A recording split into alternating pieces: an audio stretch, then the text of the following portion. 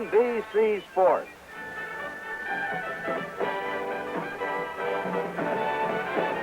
Brings you the final game of the 1968 World Series. The Detroit Tigers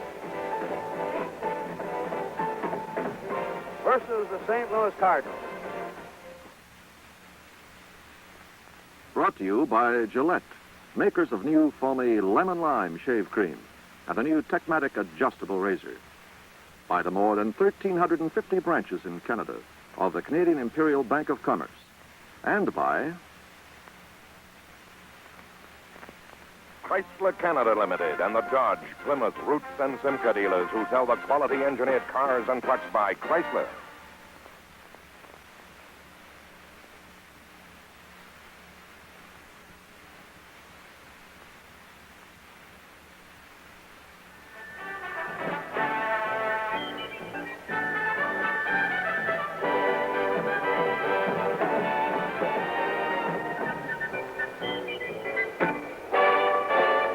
And the biggest subject among the ball players today and the Cardinals and the Tigers, the weather. An almost perfect day here in St. Louis, 65 degrees, no humidity, just a slight breeze, a brilliant, bright fall afternoon for Game 7 with Lolich against Gibson. Hi, everybody. I'm Kurt Gowdy of NBC Sports. This is Harry Carey, the voice of the St. Louis Cardinals, and roaming the stands as your reporter will be Tony Kubek. And once again, the Cardinals are calling on Bob Gibson to win them a world championship. He won in the 7th game of '64. He won again last year in the 7th game, and he's warming up right now. Of Yugoslavian descent, a free spirit, Mickey Lolich has saved the Tigers in this series. He's out after his 3rd victory today. He's pitching with 2 days rest. Gibson is pitching with 3 days rest. And an odd twist in this series has been each club has hit better in the other's ballpark. The Tigers have scored about 3 times as many runs here as they did in Tiger Stadium, and it's the same for the Cardinals. They scored 20 runs in Detroit and have scored only 6 runs in their own ballpark. Right now, let's get the observations of Harry Carey. Well, Kurt, they've gone through about 35 exhibition games, 162 regular season games, and here now it comes down to just 9 innings of baseball to decide the world's champion. Bob Gibson, who pitched the decisive 7th game last year, could become the first pitcher in baseball history to win 3 games in 2 different World Series. Mickey Lolich, who's been outstanding for the Tigers, makes it look like a tremendous pitching duel coming up. I don't know who's going to win this one, Kurt. I don't think anybody in the world could possibly know it.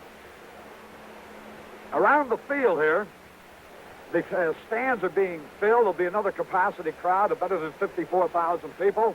You know our ballpark now, I'm sure, 330 feet down the left field line. Over in left center, it's 386. And the Detroit Tigers find this ballpark just as friendly to their hitters as their home ballpark, even though this one is supposed to be much harder to hit home runs in. As Norm Cash said, though, Detroit's got the kind of hitters that doesn't make any difference about the ballpark. On around into the right field corner where Bob Gibson is just warming up. It's 330 down the right field line, just as it is down the left field line. A perfect day for baseball. You see Gibson getting ready in the right field bullpen, and across the way, southpaw, Mickey Lolich for the Detroit Tigers. Kurt?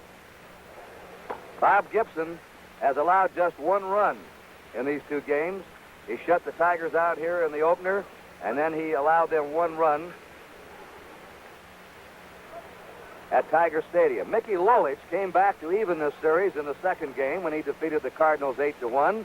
And, of course, in the big game for the Tigers, the game that kept them alive, after allowing the Cardinals 3 runs in the 1st inning, he became stronger as the ball game went along. He shut the Cardinals out the rest of the way to win 5-3 and bring the World Series back to St. Louis. Lolich against Gibson.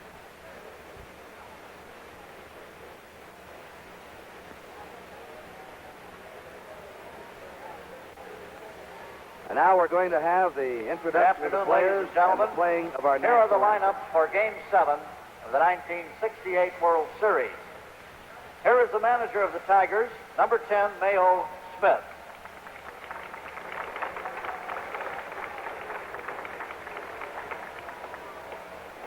Batting first and playing second base, number 3, Dick McCollum. Batting second and playing shortstop, number 24, Mickey Stanley.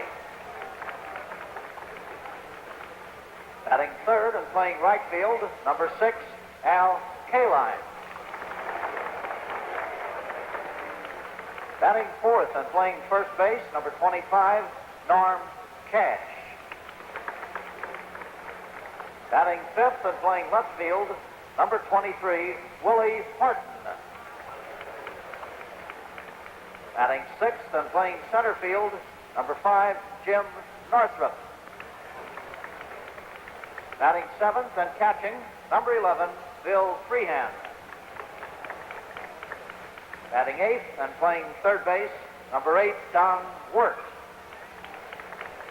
Batting ninth and pitching, number 29, Mickey Lolich, who is warming up in the bullpen. And here are the remaining coaches and players of the Detroit Tigers.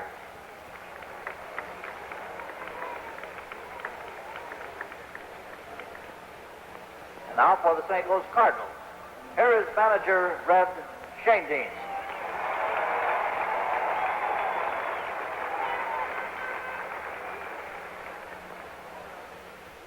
Batting first and playing left field, number 20, Lou Brock.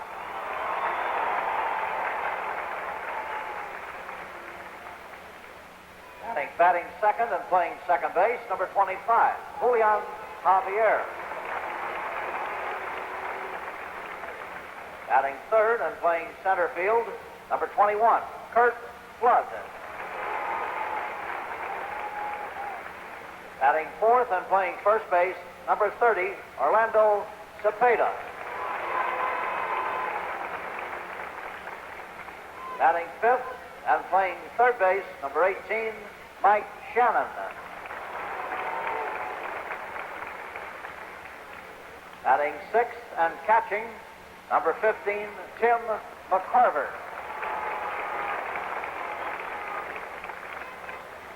Batting seventh and playing right field, number 9, Roger Maris.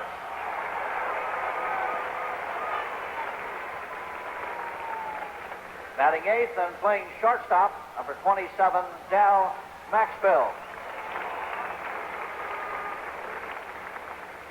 Batting ninth and pitching, number 45, Bob Gibson, who is warming up in the bullpen.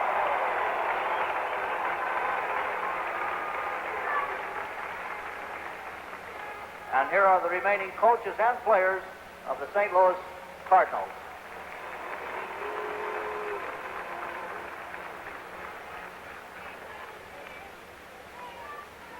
Ladies and gentlemen, please rise for the national anthem, which will be played by Dick Renna's band and will be sung by the wife of the Cardinal manager, Mrs. Red Schoendienst.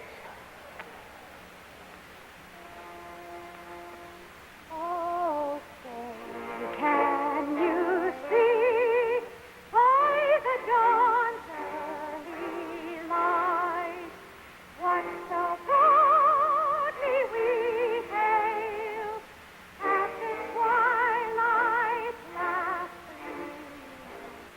Whose bright and bright shores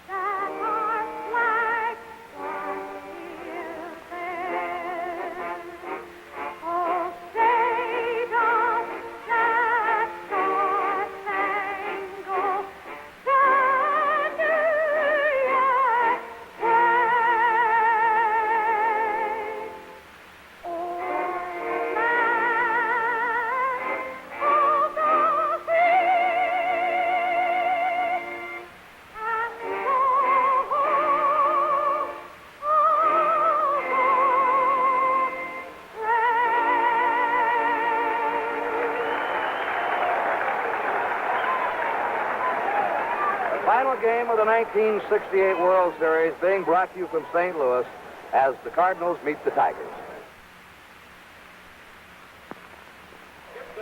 Up Periscope. Up Periscope. Bearing 150. Ship ahoy. You've got Dodge Fever. Man Map Monaco. Design 69. Take a long, slow look. Luxury line of comfort on a 122-inch wheelbase to give you a big car ride at a popular price. Under the hood, there's engine room for up to 440 cubic inches. New Superlight makes night driving super safe. Concealed windshield wipers keep the lines clean as a clipper ship. Inside, you're in command, in first-class comfort. Dodge is turning up the fever now. Get your cheer for a new Dodge Fever now. Dodge Fever at your Dodge dealer. The umpires will be Tom Gorman of the National League behind the plate, Jim Honachek of the American League at first base, Bill Haller of the American League down the right field line, Stan Landis of the National League at second base, Doug Harvey of the National League down the left field line, and Bill Kinnaman of the American League at third base are grouped around home plate with managers Mayo Smith of the Tigers and Red Shandies of the St. Louis Cardinals. The Commissioner of Baseball, William Eckert. You see Warren Giles, president of the National League, right next to him. Commissioner Eckert will throw out the first base ball, and he does, to catcher Tim McCarver of the Cardinals. Returns the baseball to him. I think they're going to do it again. Well, no, that's it. Doesn't need a retake this time, and the commissioner has the souvenir of the ball that he tossed into play. As Kurt told you, just an absolutely beautifully perfect afternoon for baseball. We pause briefly for station identification.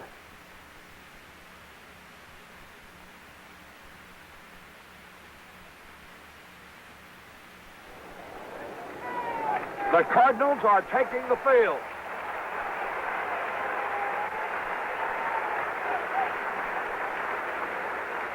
The lineups. Dick McAuliffe at second base for Detroit. Mickey Stanley at shortstop. Al Kaline, a big hero, in right field. Norm Cash having a great series at first base. Willie Horton in left field, the power man for the Tigers. Jim Northrup, the Grand Slam kid, in center field. Bill Freehand behind the plate. Don Wirt at third base. And Mickey Lolich will be the pitcher. There's the Detroit Tiger lineup. All set now. There goes Bob Gibson strolling out to the mound, trying for his third victory of the series. Crowd giving him a big hand.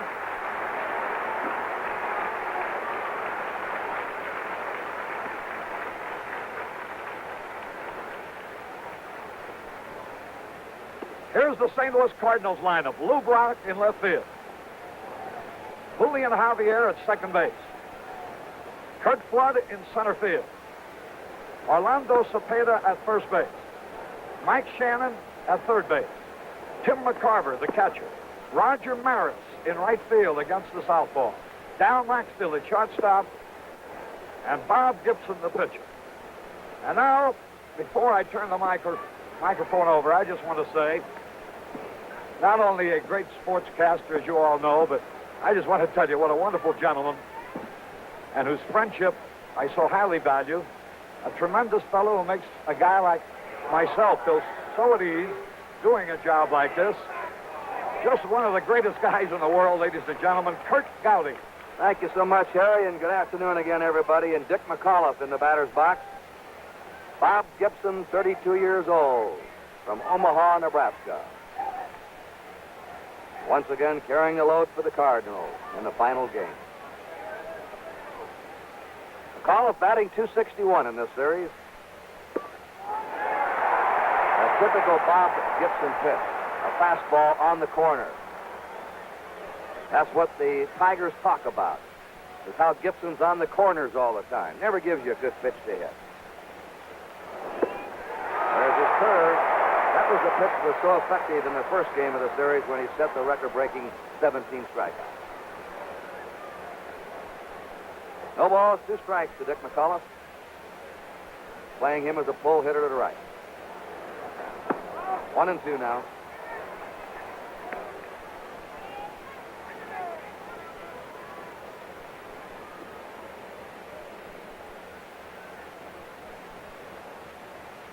Leave a gap in left center for him. Just missed that corner. 2-2. Gibson struck out 17 in his first start, struck out 10 in his next start. He's had beautiful control. He walked 1 in the opening game.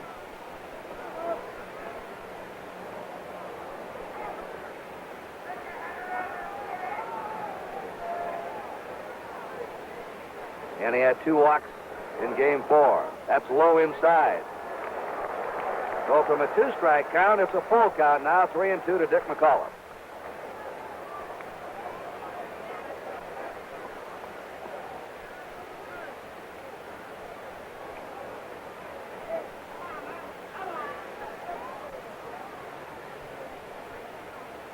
The 3-2 pitch on the way. A high pop foul. Cepeda squeezed right up against the box seats, leans in and has it.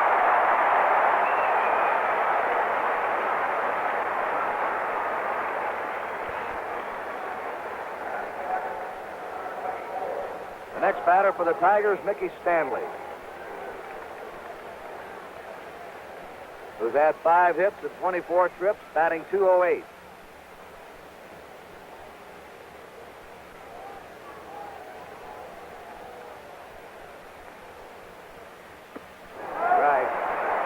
Will Mickey Stanley be the regular shortstop of the Tigers next year? Many of us are wondering. Kurt, he hasn't done a thing wrong against shortstop. It's been an amazing performance. Right to the box, a line drive. Stanley lines out to Gibson. Gibson, a marvelous all-around athlete with quick reflexes, good fielder, good batter, helps himself. He wins 3 or 4 or 5 games a year with his fielding and batting besides his pitching arm. And here's been the star of the series for the Tigers, along with Lolich, Al Kaline, batting .440 in the series and leading the series in runs batted in with 8. He's had 11 hits. A ball to him. Hard to remember when 2 players have a chance to break the base hit record for a World Series. The record's 13. Kaline has 11. Brock has 12 hits. There's a foul sailing over in back of the Tiger dugout and out of play. 1 ball, 1 strike. Well, you heard Gibson being interviewed yesterday by Tony Kubek, and he was asked who's the toughest hitter in the Tigers, and he said Kaline. Al's had 3 hits and 8 times up against him. 2 down, first inning, no score. A 1-1 pitch to Kaline. Ball 2, 2-1.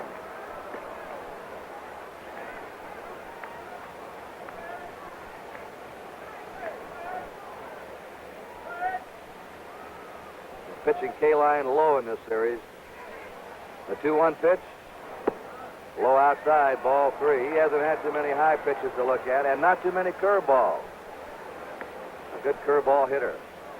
That low outside pitch, he's been going to right field and up the middle with it. 3-1. Norm Cash on deck. Fouls are back. 3-2 count. Bob Gibson was not knocked out of the box once this season. That's how consistent he has been for the Cardinals. He pitched 13 shutouts during the regular season. There's strike 3 at third of the 4th. Well, Gibson breezes through the first inning as he sets the Tigers down 1-2-3. And at the end of the first half inning, it's the Tigers nothing with the Cardinals coming to bat.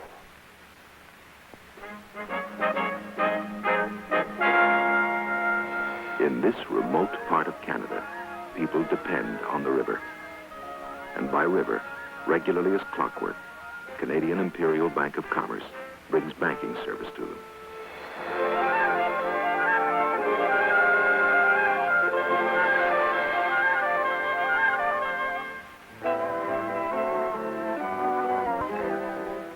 The SS Jean-Briand is just one of the more than 1,350 commerce branches in this country.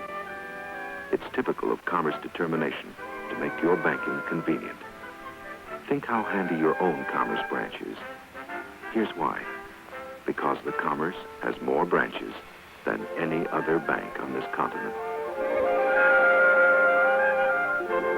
Bank of Commerce, Bank of Commerce. One of the world's great banks.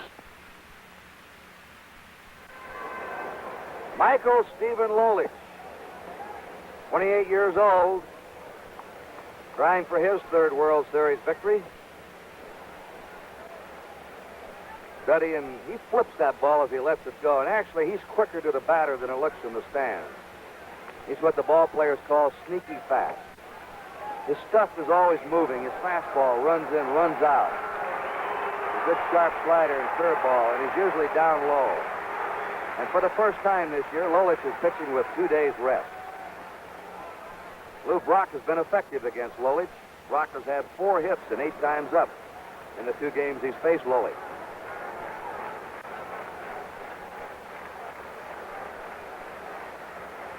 Brock batting .480 for the series.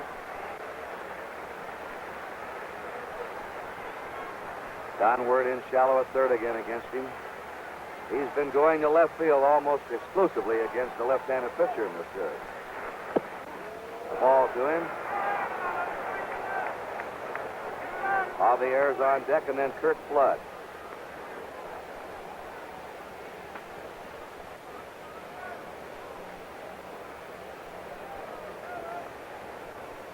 Lolich has been a strikeout pitcher in the series, too. He struck out 17 in 2 games.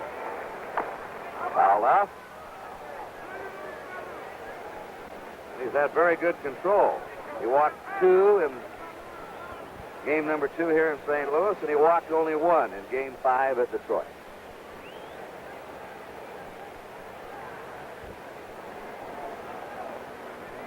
One ball, 1 strike to Lou Brock.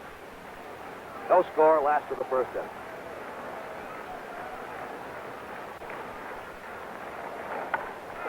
Bounding ball to the right side. McAuliffe quickly over to Cash. You don't mess around with that ball in the infield against Brock.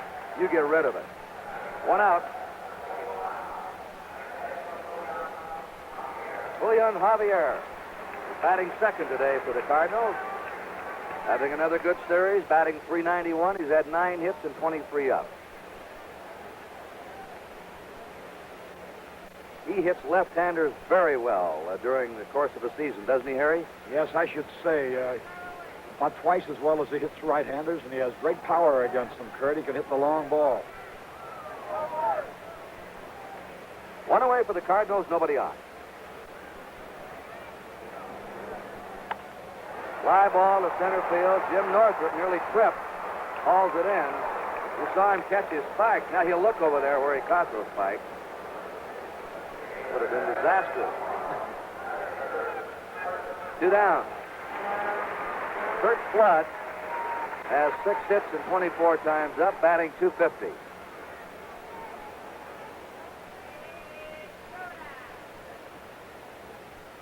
Usually when Lolich is right, they're hitting the ball on the ground against him when that sinker of his is working.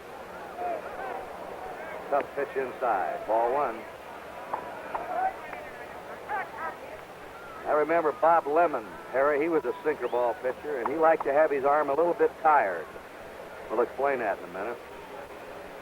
The 1-0 pitch. He's quick with that one, 1-1. He always said that if he was strong and fresh, that he had a tendency to get the ball up. And a sinker ball pitcher likes to pitch low. When his arm was a little tired, his sinker would work better, and he'd be keeping the ball down low. Change up, missing. 2-1.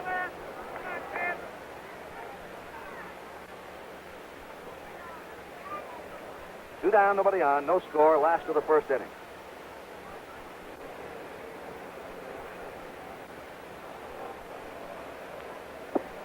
That curve breaks low and inside. 3-1 to Curt Flood.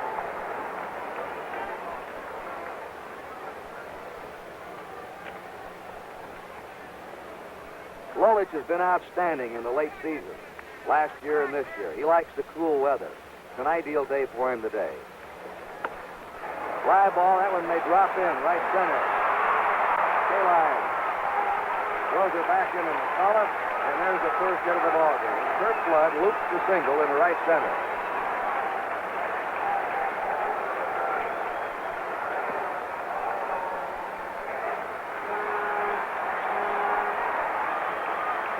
Orlando Cepeda has had 7 hits and 25 times up, batting .280. He leads the Cardinals in runs batted in this series with 6.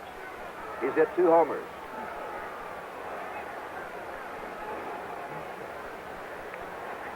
He hit a 2-run homer against Lolich in Detroit that Mickey remembers.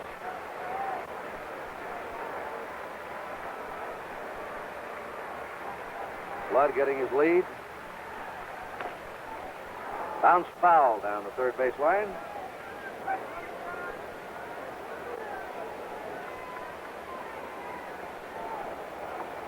Standing room only in the bullpens today. They've got everybody out there. Every pitcher is in the bullpen of both clubs.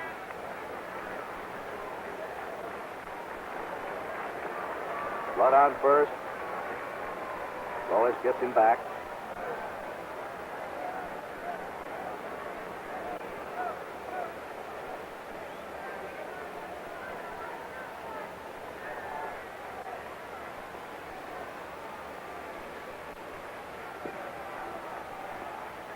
One strike pitch to Cepeda.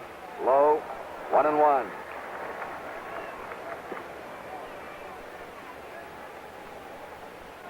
That's the Tiger bullpen. Out in deep left center. The Cardinals are in right center. The Tiger bullpen in the sun and the Cardinals in the shade.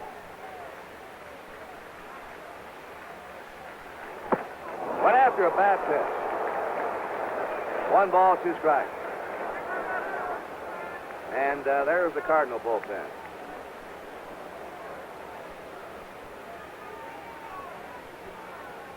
So it is 0-0 here in the last of the first inning. The Cardinals have 2 down. Curt Flood at first. A 1 ball, 2 strike count to Orlando Cepeda. They're deep and straight away for him.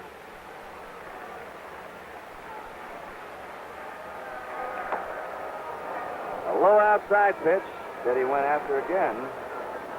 That's 2 pitches he's gone after, Harry, out of the strike zone. Ball must be hard to pick up or something. He swung one over his head, and this one was way low and outside, as you pointed out, and he usually has a good strike zone.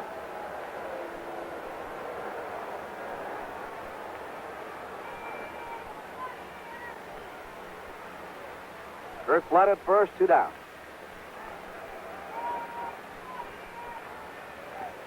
Lolich ready now with his pitch to Cepeda. And that's a foul ball. In hard down the left field line.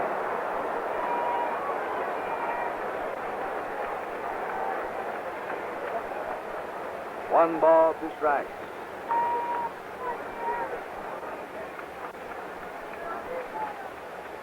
Mickey Lolich, from August 6th until the end of the season, won 10 games and lost 2.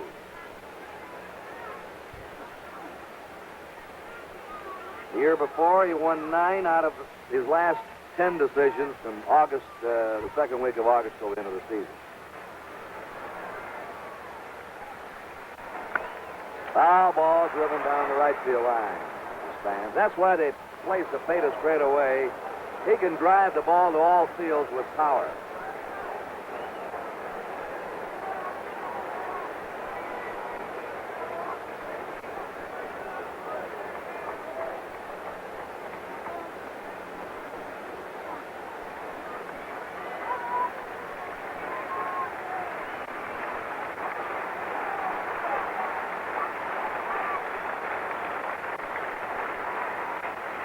Cardinal fans starting that rhythmic clapping. The 1-2 pitch. Curve breaks low inside. Curt Lolich seems to have real good stuff. Stuff's moving. He moves the ball around, too, Harry. He's in and out with it. Pitching a little more deliberately today than he did the previous 2 games. 2-2 count. Runner going. Ball three. The throw is high and flooded.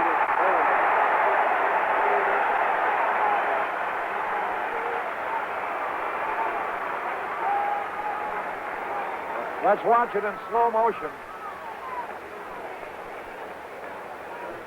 Bill Freehan had a very tough pitch to handle.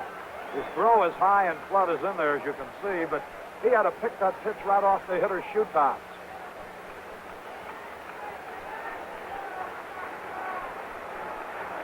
We have our first scoring opportunity of the game now. The Cardinals have Flood at second. That's his third stolen base of the series. There are 2 down and a 3-2 count to Cepeda. With Mike Shannon on deck.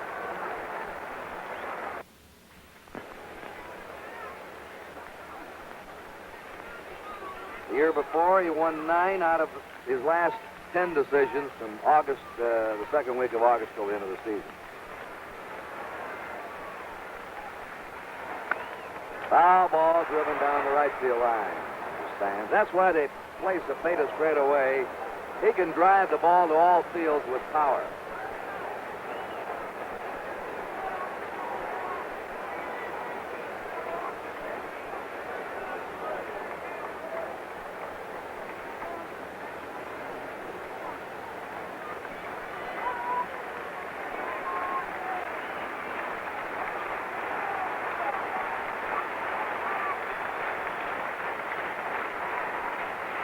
Cardinal fans starting that rhythmic clapping. The 1-2 pitch.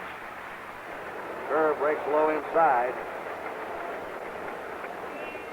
Kurt Lolich seems to have real good stuff. Stuff's moving. He moves the ball around, too, Harry. He's in and out with it. Pitching a little more deliberately today than he did the previous 2 games. 2-2 count. Runner going. Ball three. The throw is high and flooded.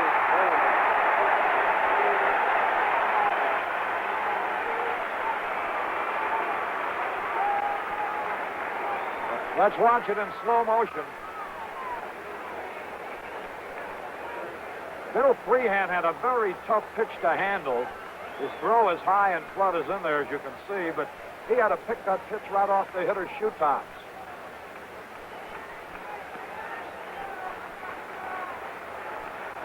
We have our first scoring opportunity of the game now. The Cardinals have Flood at second. That's his third stolen base of the series. There are 2 down and a 3-2 count to Cepeda. With Mike Shannon on deck. Ball 4.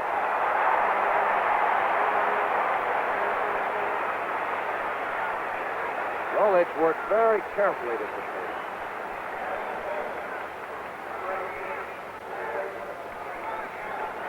Game being brought to you in living color, exclusively on NBC, where America watches more sports than on any other network.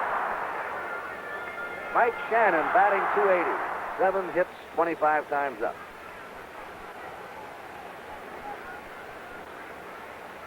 He's been up 8 times against Lolich in the 2 games and didn't get a hit. Flood's at second, Cepeda's at first. 2 down. That curve is missing for him now. He's low and inside with it. It's breaking down and into the right-hander. As Harry pointed out, he's had a good curve ball.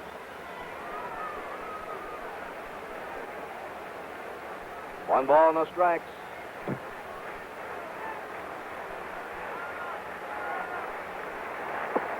Goes after it, 1-1.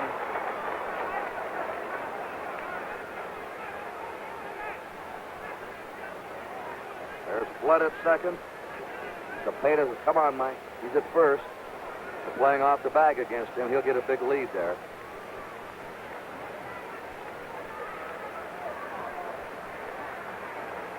One ball, 1 strike.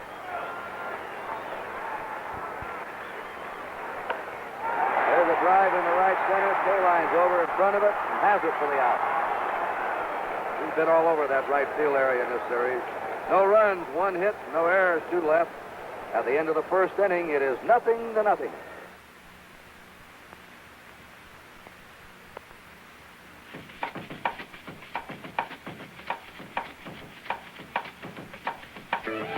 Just look what Plymouth's up to now. The all-new Plymouth Fury for 1969. So big, so beautiful, so fresh in design, it's hard to believe this is a popular priced car.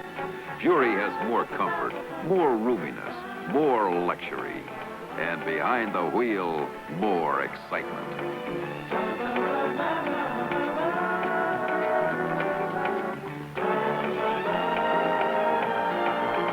Just look what Plymouth's up to now. The 1969 Plymouth Valiant, built to Chrysler standards of six-passenger roominess and comfort. The honest compact. Fury, Valiant, Barracuda, and Belvedere at your Plymouth dealers. Well, this is our last baseball telecast of the season on NBC, but we'll be back next year with the Major League Baseball Game of the Week every Saturday afternoon. Baseball is moving into divisional play, next year. They'll have playoffs, All-Star Game at 9, the World Series, and we hope you'll be with us next season. Norman Cash.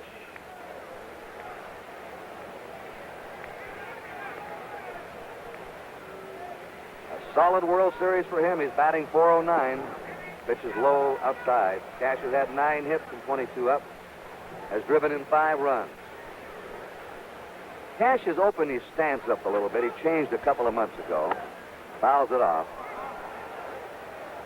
He had one year when he hit .360, won the batting title. He said he tried to pull everything since. And this year, he's hit over .300 the last 2 months of the season, and he attributes it to that change in stance.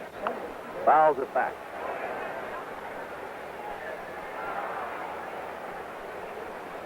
He's going to left, center, right, although he's normally a pull hitter.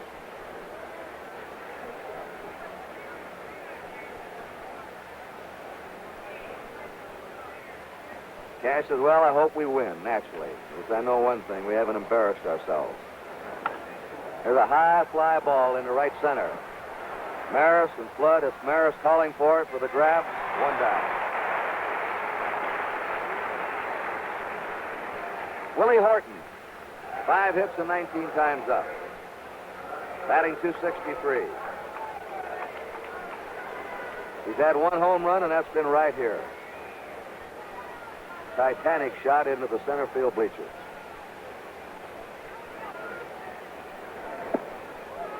Fastball's in tight on him.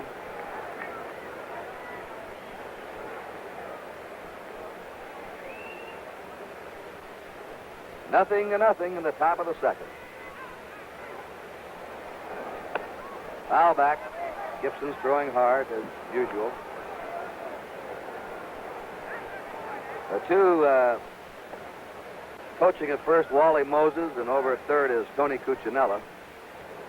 Two factors the Tigers talk about Gibson is how hard he throws from the first inning to the 9th inning. There's his breaking pitch in. He's got that one going today. He's going to really be rough. That's the pitch he had going in the first game. And also they talk about how he hits the corners so much. 1 out. Nobody on the 1-2 pitch. Just outside to Willie Horton. 2-2.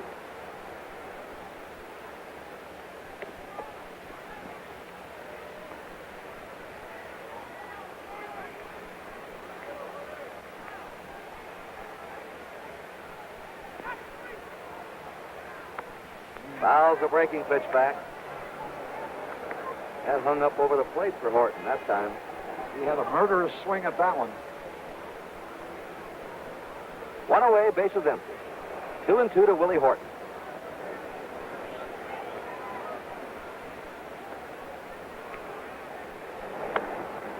Foul again back.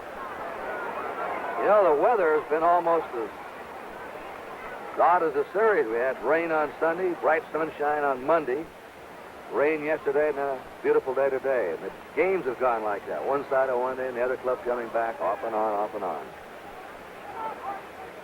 2-2 to Horton. Right shot on a curve. Tried to hold up, couldn't do it. Bob Gibson now is 2 strikeouts away from tying his own record of 31 strikeouts in a World Series. That was a record he set in 1964 against the Yankees.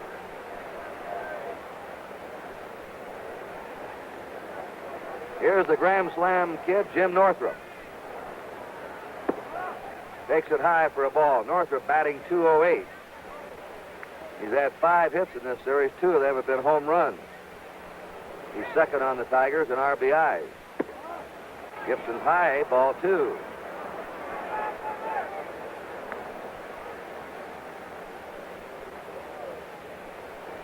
Two down, nobody on. The score, 0-0. Top of the second.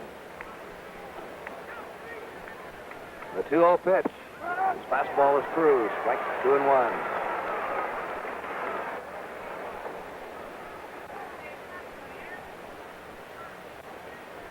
Jim Northrup.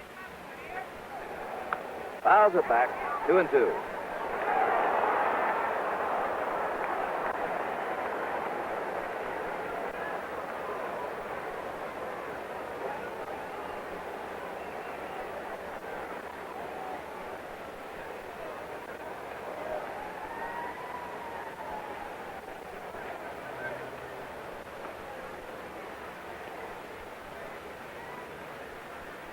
Two pitch. Held up on it. 3-2.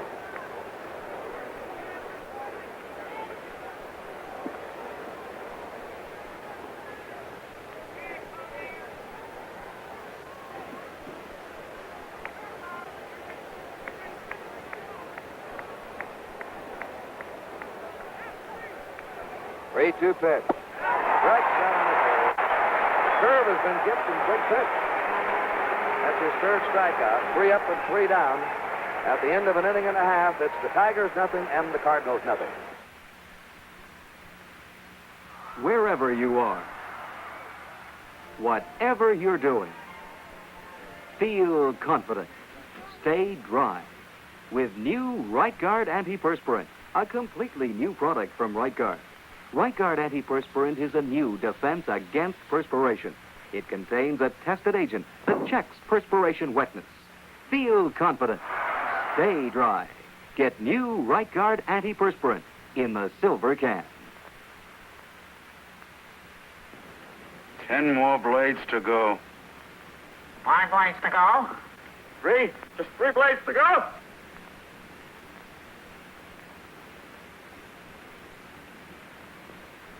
That's it. I used up all the old blades. Now I can use the new Gillette Super Stainless Steel blade with the Miracle plastic coating on the edge. They say it's supposed to spoil you.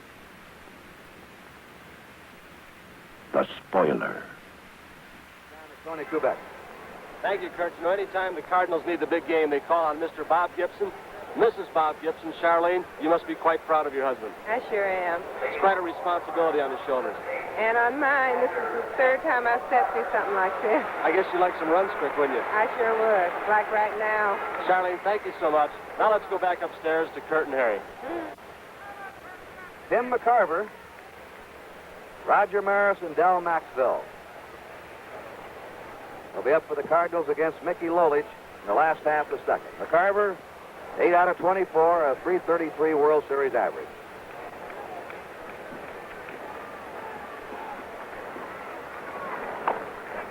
Strokes it foul down the first base line. Dick Sisler coaching at first for the Cardinals, and Joe Schultz at third.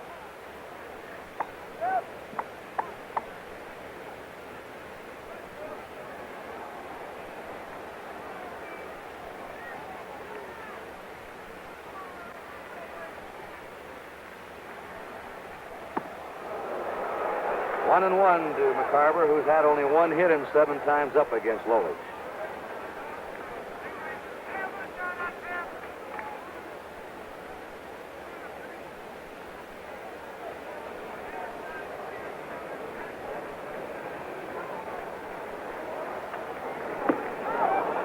Ty Hardwin, 1 and 2.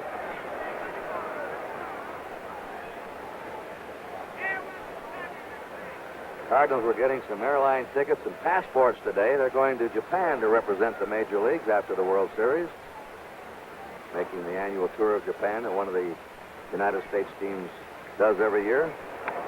Fouls it back.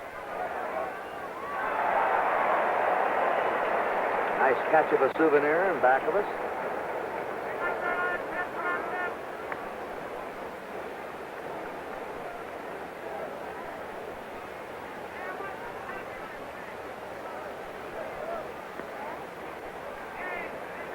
One ball, two strikes. Carver started after that high fastball, 2-2. Lolich is pitching him high. He's usually down low on the rest of them. 2-2. Watch Freehan spot that catcher's miss.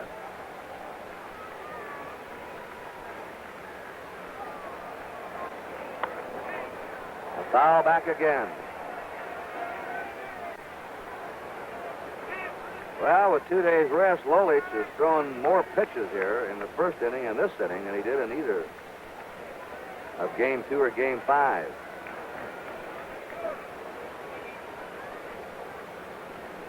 Cardinals had 2 men on against him in the first. Now it's a 2-2 count here to McCarver.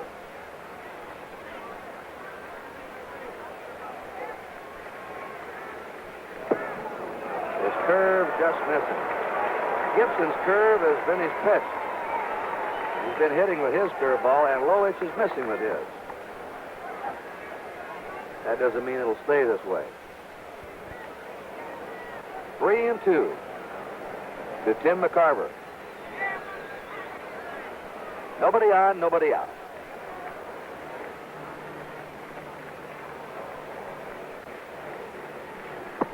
He walked it. The second walk by Lolich. Roger Maris has been platooned in this series until Game 7. And they play him against a left-hander today. This will be his final professional baseball game today. He's retiring after this one.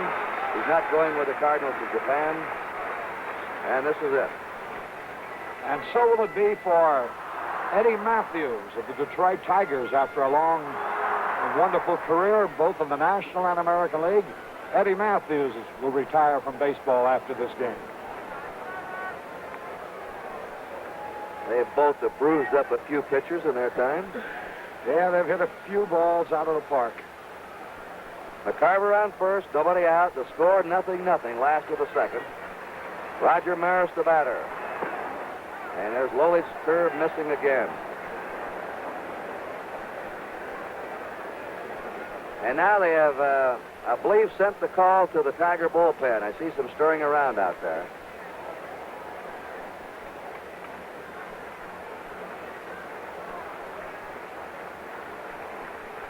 Maybe not. Maybe they're just shifting around. Foul back.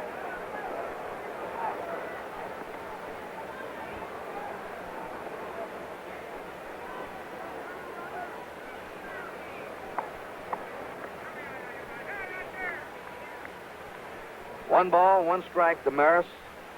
That's McCarver on first, nobody out, 0-0, last of the second.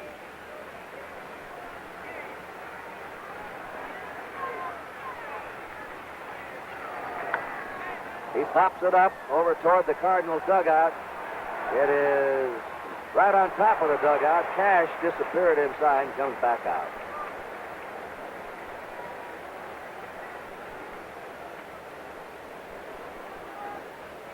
Dick Sisler gives him a rib.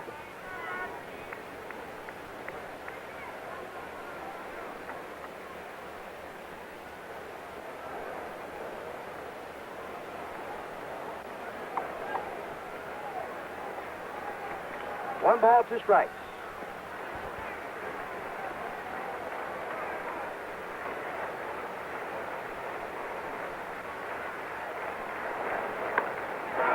Drive on one hop to Stanley, steps on second, throws to first, double play. Holding at first was McCarver. He thought that ball had been caught. He didn't want to get doubled up. But that skidded right in front of Stanley, who came up with it, stepped on the bag at second, and fired to first. Double play, 2 down, nobody on. Are you sure Stanley never played shortstop before? Well, there's 2 former shortstops in this ballpark today. Pee Wee Reese over at radio, Marty Marion in the Stadium Club. They have to be admiring his play in this series. Including our own Tony Kubek all over the place. Tony all over the stadium. 2 down, nobody on. Dal Maxville, the batter, still looking for his first series hit. Bounding ball, Don Wirth to Cash, that's it. And the Cardinals are out. No runs, no hits, there were no errors, nobody left. At the end of 2, it is 0-0.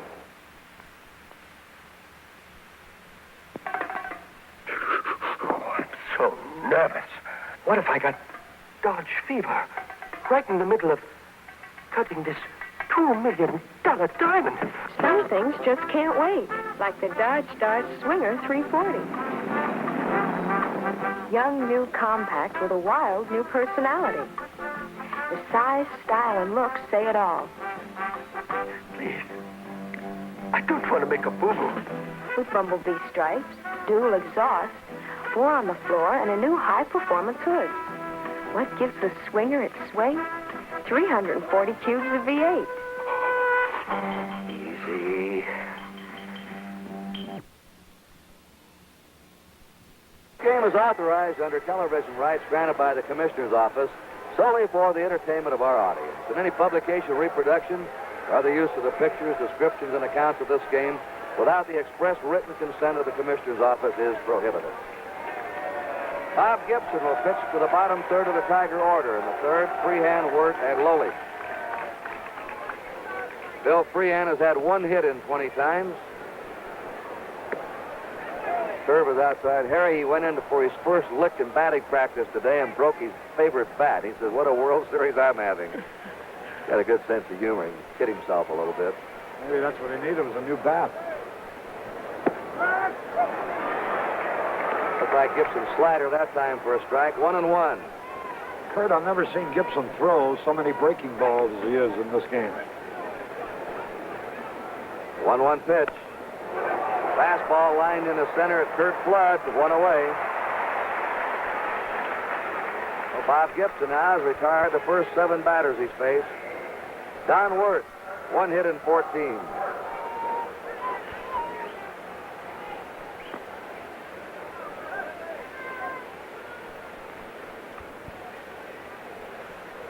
They play Wirth to swing late, to hit to the opposite field. In center and right, and leaves left center open for him. That's a strike. There you can see Flood over in right center. Now notice that big gap in left center, with Lou Brock playing in straight away and left. Overpowers him with a fastball, strike 2. Bob Gibson has the reputation, if you don't get him early, forget it. He gets stronger as the game goes along.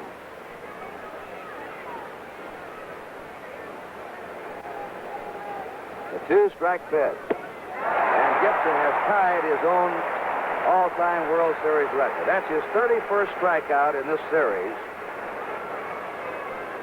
He struck out 31 in 3 games against the Yankees in 1964.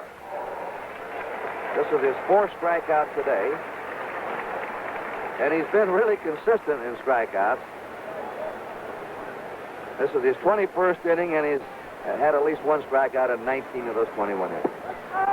Strike to Lowey. Mickey's been quite a hitter. He's had 3 hits 8 times up in the series. He had a home run here. Quick 2.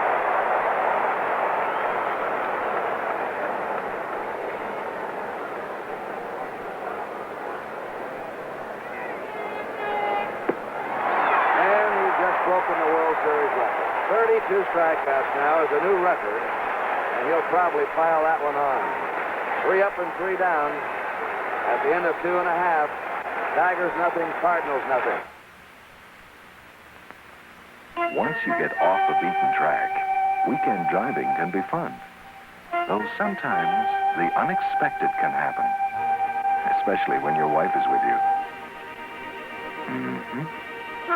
The chair that looked just like it matched Granny's set didn't, of course. But it's astonishing the number of things she's always wanted she's never mentioned till now.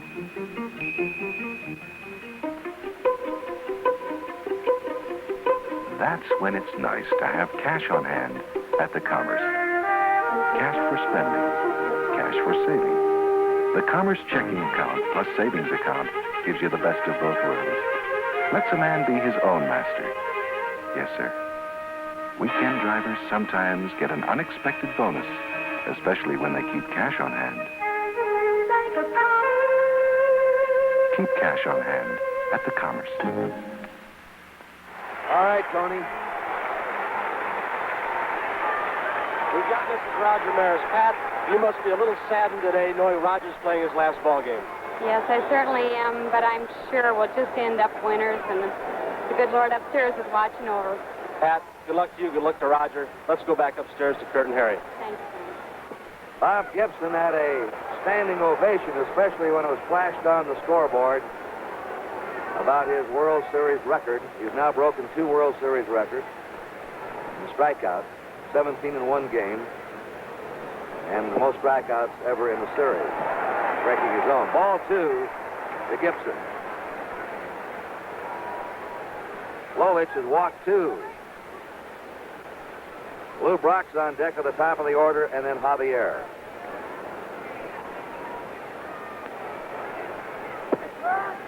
Lolich fires a fastball through for a strike. 2-1.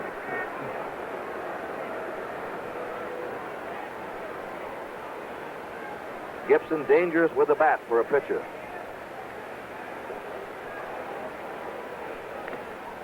Fouls it off. 2-2.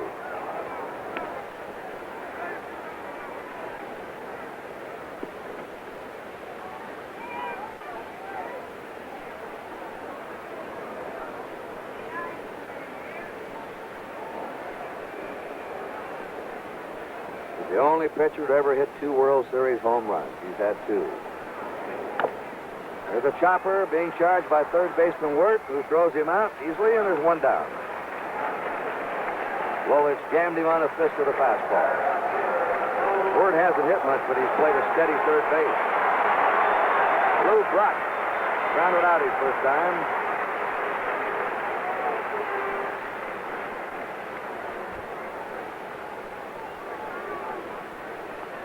Brock batting .462.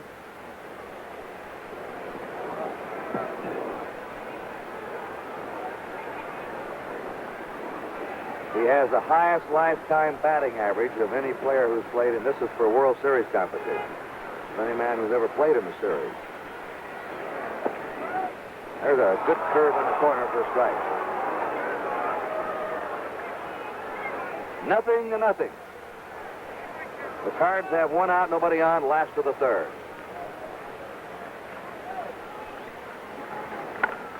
On the ball again to the right side. McAuliffe throws him out. And that ball took a funny skid. We've had several bad hops in this series, and they've all been headed toward the second baseman. Well, they say keep Brock off the bases. Lolich has done it twice. I was thinking the same thing. Till today, every time you look up, he's been on somewhere. Javier flied out his first time.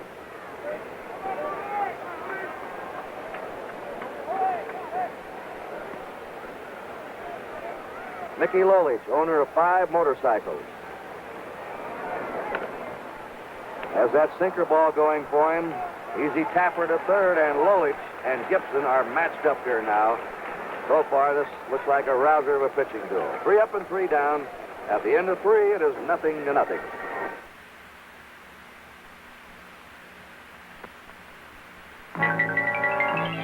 Just look what Plymouth's up to now.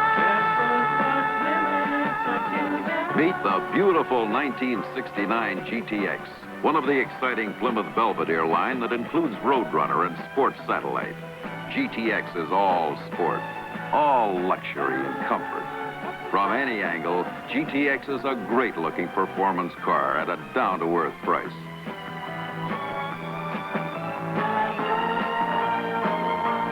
Just look what Plymouth's up to now. The sporty Plymouth Barracuda has a look and a personality all its own. A personality you can mold to match your own with a list of options as long as your arm. Fury, Valiant, Barracuda. Barracuda and Belvedere at your Plymouth dealers. This is Kurt Gowdy with Harry Carey, Tony Kubek from St. Louis. I'll straighten that out next time, Tony. Dick McAuliffe fouled out his first time, batting .250. We're at the top of the Tiger batting order now. McAuliffe, Stanley, and Kaline. Gibson. There's a high drive to right field with Maris backing up just a bit. One away. So the first 10 men up for the Tigers have gone down.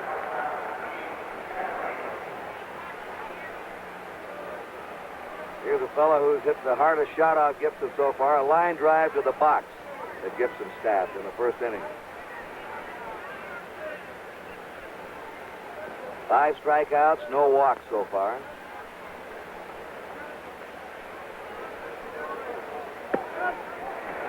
Strike. Lolich looked a little wobbly in the first inning, but he's breezed the last 2 innings.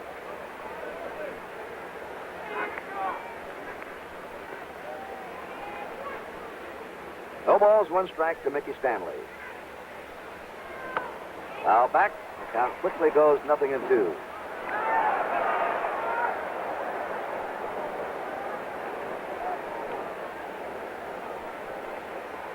I think our friend Pee Wee Reese just made his first error of the season in the radio booth. A 2-strike pitch. High. 1-2.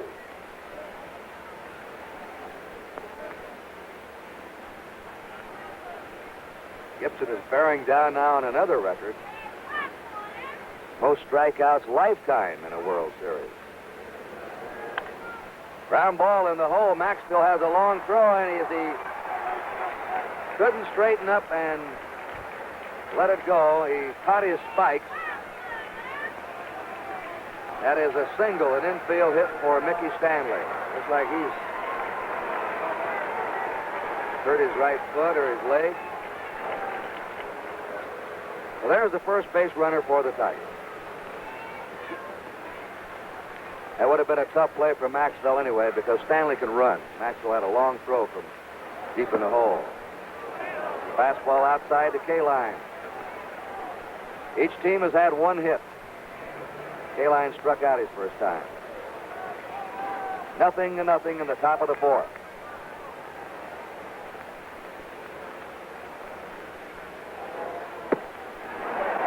Cutting away the fastball. 1-1. Kurt, you mentioned what a good fielder Gibson is. What makes... That would have been a tough play for Maxwell anyway, because Stanley can run. Maxwell had a long throw from deep in the hole. Fastball outside the K-line. Each team has had 1 hit. K-line struck out his first time. 0-0 in the top of the 4th.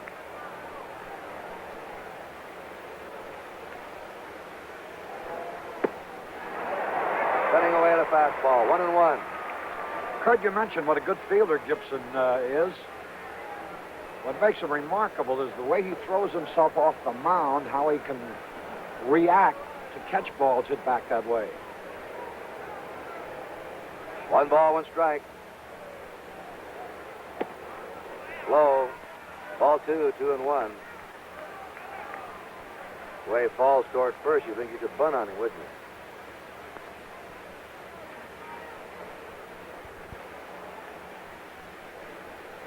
Two and 1 to K-line. Stanley on first, 1 out. Foul. 2-2. Here in slow motion, we'll get an idea of how he falls off that mound. Now watch his body. About 2 feet over. Great shot. 2-2 to K-line. Stanley at first, 1 out, no score. 4th inning. K-line reaching for a high fastball, pops it foul. This one is out of play.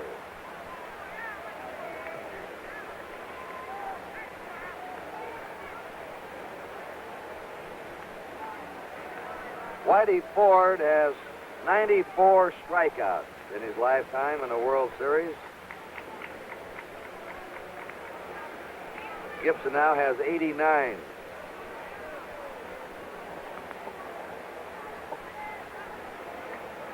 Two and two. Strike three to Carolina. Not even looking at her fastball. 6 strikeouts in this game for Gibson. And of course, every strikeout he records now, he will put the frosting on the strikeout record for 1 World Series. Already holds a 1-game record, a 1 World Series record, and he's bearing down on the all-time World Series record. Norman Cash flying to right field his first time. There are 2 down. Stanley's on first. Cash slams it. Foul. Oh, he tagged that one.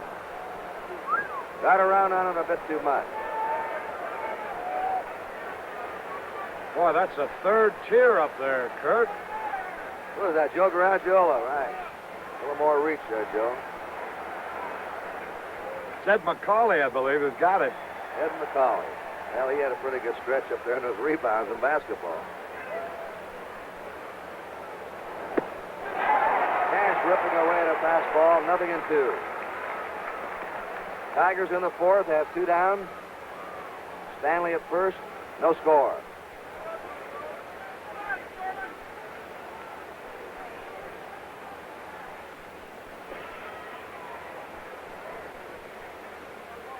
Gibson's throwing more fastballs now, Harry. He frequently does that. Goes along with a pitch that's particularly effective for him and then changes to other pitches. Pitch out. I think what happened, Kurt, the first few fastballs he tried, they weren't exactly the Gibson fastballs, so he went to his breaking ball, his curve and slider. Now apparently he's found his fastball again. 1 ball, 2 strikes to Norm Cash. The curve is a little bit outside. 2-2. Willie Horton on deck for the Tigers. If Cash does something, he'll be up next.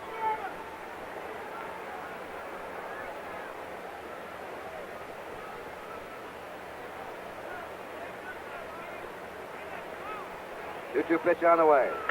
Ground ball to the left side. Shannon's up with it. His throw to first is in time by 2 strides. And the Tigers are retired in the 4th. They had no runs, 1 hit, no errors, 1 left.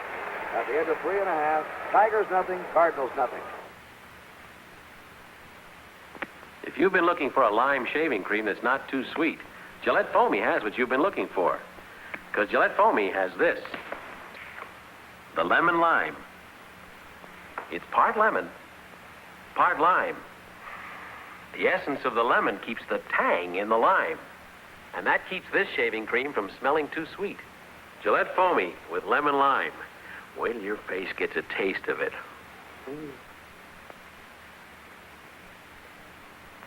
Take razor in right hand. Right hand. Now press button A. You'd think to change your old Techmatic razor into our new adjustable Techmatic might be a big deal. But all you do is take out your old cartridge and put in our new one. It not only has all the advantages of the old Techmatic, but it now adjusts for a closer shave. You also get one other little satisfaction. You did it all yourself.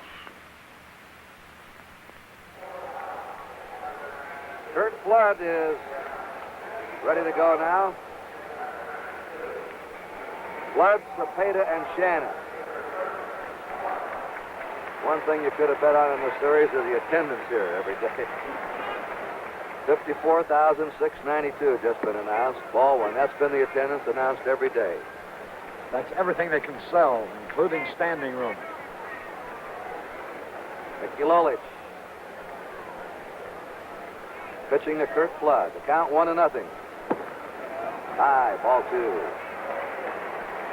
Flood singled to right his first time. He has the only hit off Lolich.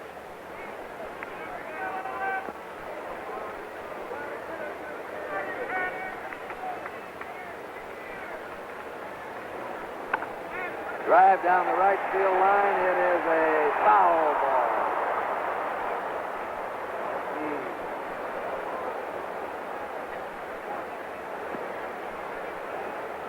A game of inches, isn't it?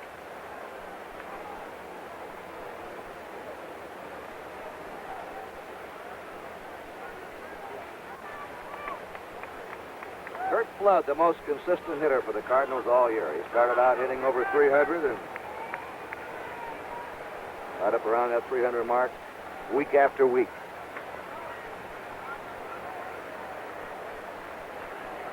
Nobody on, nobody out.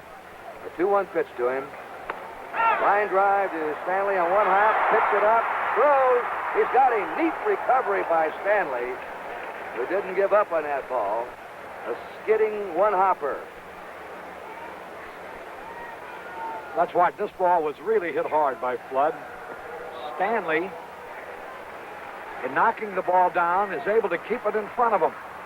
That's what makes it possible for him to throw Flood out.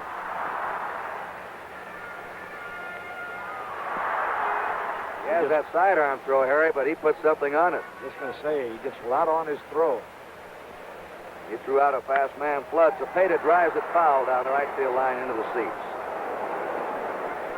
1 out. Nobody on. Nothing. Last of the 4th inning. Lolich perhaps has not been as spectacular as Gibson with all of Gibson's strikeouts so far, but Lolich is getting his job done, too.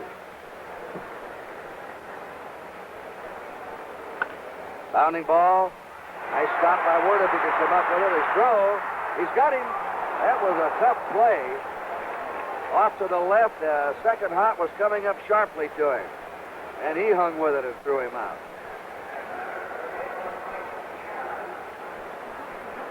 Well, the two Cardinals, Flood and Cepeda, have hit the ball sharply to the infield, but fine fielding behind Lolich helps him.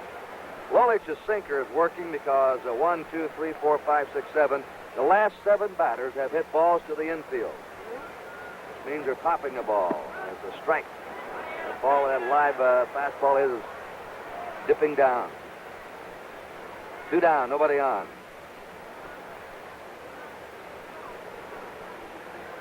Mike Shannon fouls it back. It's 0-2 to Shannon.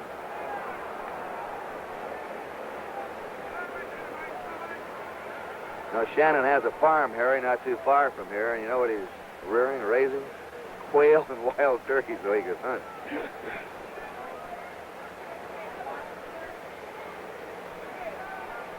Expensive hobby. A 0-2 pitch.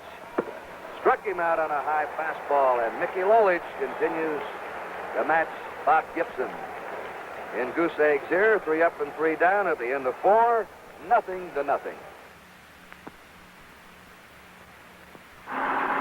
You see that statue? They paid me to bring it in. I handle my cranes with finesse. As long as I don't get Dodge fever, no sweat. Right? Right. It's a thing of beauty, isn't it? 1969 Dodge Charger SE. Charger excitement in a stunning new special edition. Packed with extras that aren't extra on this one. So far, so good. In here, a world of vinyls and leathers and wood grain luxury. A new front grille just for looks, and an optional 440 Magnum V8 just for kicks. Easy.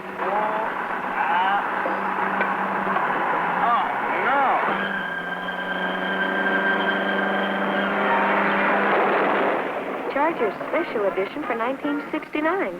It's why Dodge Fever is more smashing than ever. Dodge is turning up the fever now. All right, Tony, who do you have now? Kurt, one of the top people in the basketball world, Mr. Ben Kerner, former owner of the St. Louis Hawks, but also a great baseball fan. Ben, we're having a heck of a series. It sure is, and there is nothing that can compare to a drama of a World Series game. It's just amazing. Especially Lolich versus Gibson. Well, I've watched Gibson about a dozen times this year. He has to be the greatest pitcher in baseball. Mr. Kerner, thank you so much. Let's go back upstairs. Willie Horton starts it off for the Tigers in the 5th. He struck out his first time. And that first pitch to him was high and inside for a ball. Horton, Northrup, and Freehand for the Tigers. 2-0. When Horton's up there, the the Cardinal outfield plays its deepest against any other Tiger hitter. Look at him, way out there and around toward left. Now they're just waving Kurt Flood a bit towards straightaway center. Curve is inside, ball 3.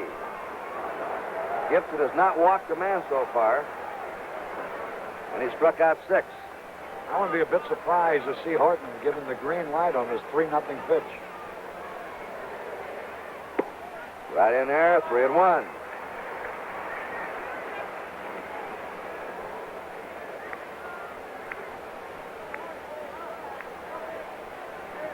Three-one pitch to Willie Horton.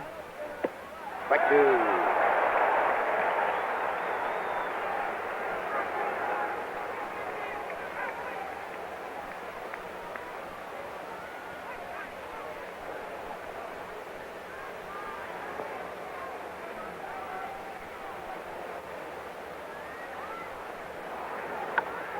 High pop up to the right side.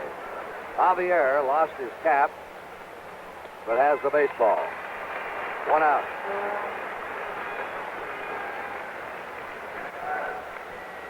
Jim Northrup struck out his first time.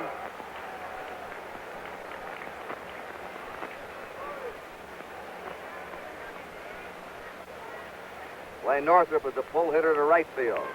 0-0 in the 5th inning.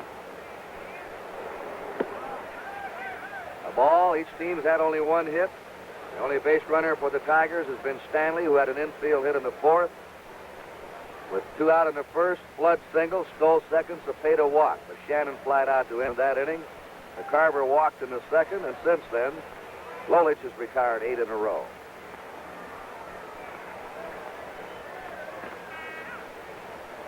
One nothing pitch.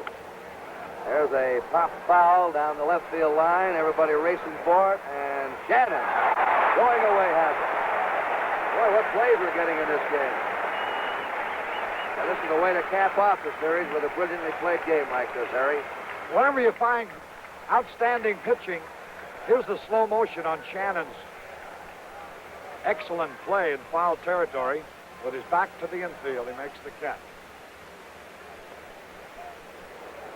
Kurt, when the pitchers are sharp, as Lolich and Gibson are, you see more good defensive plays because the ball players are on their toes and they're ready to move with every pitch. When the pitcher's dilly-dallying around and is behind, the infielders can't be alert.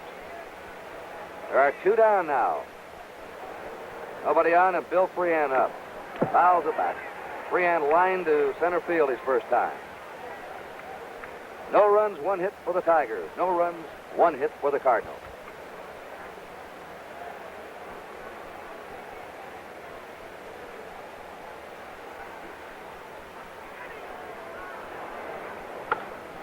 There's a drive hit to deep left field. Brock on the path. Right on the edge of it for the out. Freehan's hit the ball hard twice, but to an outfielder. 3 up, 3 down. We've gone halfway, and there is no score.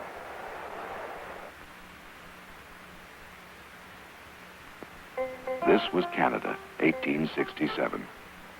The Bank of Commerce began that year.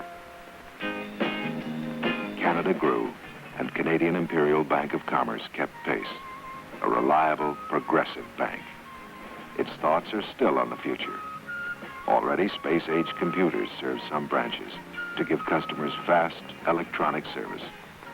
Eventually, they will link all Commerce branches coast to coast.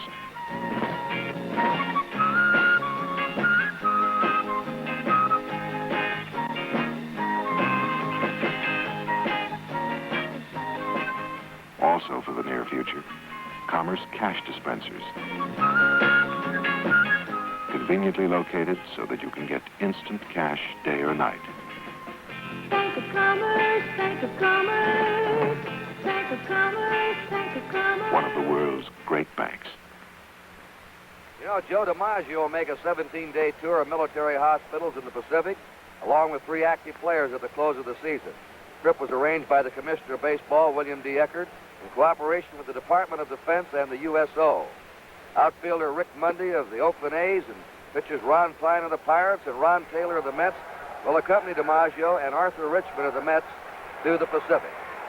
And now for the last part of the game, a fellow who for 24 years has sold baseball and the Cardinals and thrilled the fans in his vast network around here and who done another outstanding job on the World Series, proud to turn it over to Harry Carey. Harry? Thank you very much, Kurt. Hello again, everybody. Bottom of the fifth inning, decisive game of the World Series. No score. Gibson against Lolich. Each team has had a hit. McCarver leads off the bottom of the fifth. He walked his first time at bat. 26 years old, the player rep of the Cardinals from Memphis, Tennessee. Had an off season during the regular year, hitting only .253. High and inside. Lolich has now shut the Cardinals out 12 innings in a row. Gibson has blanked the Tigers the last 10 innings he's faced them. We're having the pitching duel that previous performances would indicate we would have today. Chase the curveball, and Lolich has a good one. And he drops down sidearm to the left-hand hitters with it. 1 ball, 1 strike. There's Red Shandies.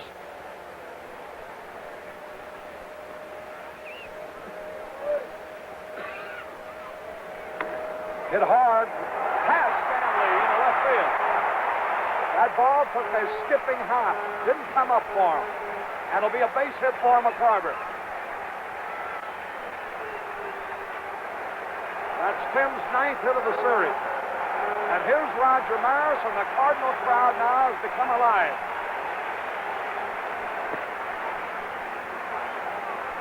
Maris playing his final game after a long and outstanding career.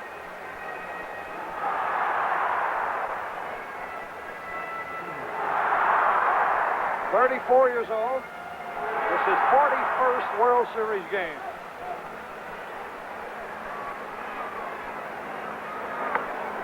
Pulls the ball foul. Rod was one of the hitting stars of last year's World Series, but the Tigers have held him well in check. He's had only 3 out of 17 against them. Stockily built, good power.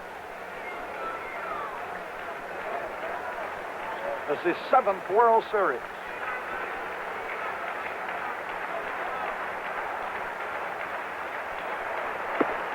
He had a good cut that missed. A high fastball.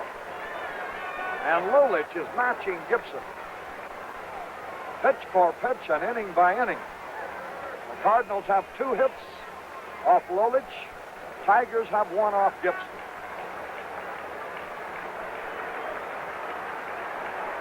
Carver lead. Curveball inside. 5 of his World Series for Maris were with the Yankees. He's been with the Cardinals 2 years. He's played in 2 classics. McCarver can run for a catcher.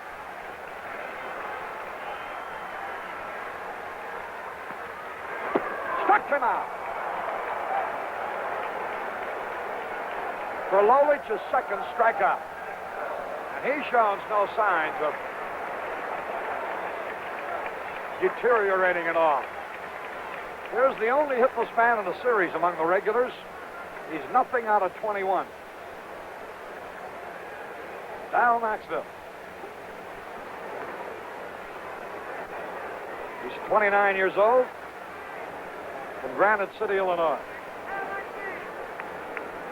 Graduated from Washington University here in St. Louis with a degree in electrical engineering.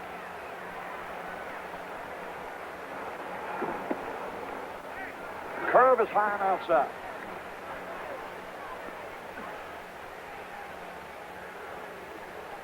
No score, 5th inning.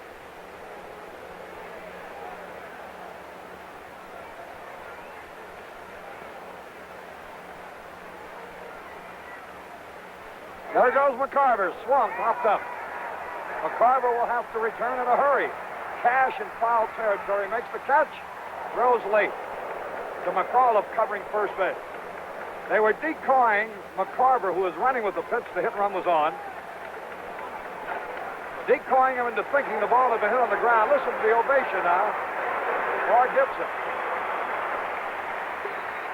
There was a runner going. Now he starts back. They had yelled at Cash to get rid of it as quickly as he could. He nearly throws it away here, by the way. McAuliffe, the second baseman covering, has to reach out. Gibson has hit a home run in this World Series. He hit one in last year's World Series.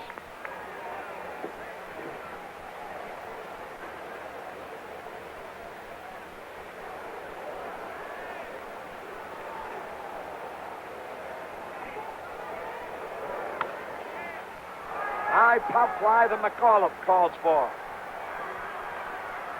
That retires the side with no runs, one hit. No errors, one left. And at the end of 5 full innings, it's still Detroit nothing.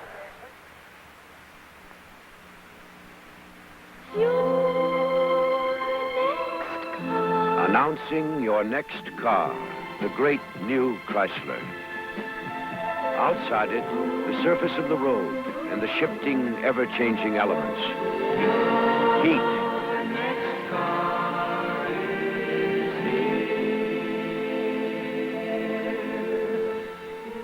The wind. Water and noise. The uncontrolled elements. Inside your next car, a controlled environment. A quiet cockpit where miniature memory systems monitor and complement your every driving habit. Your next car is here. The controlled environment is here. In your next car, the great new Chrysler. We pause now for station identification. This is the CBC Television Network.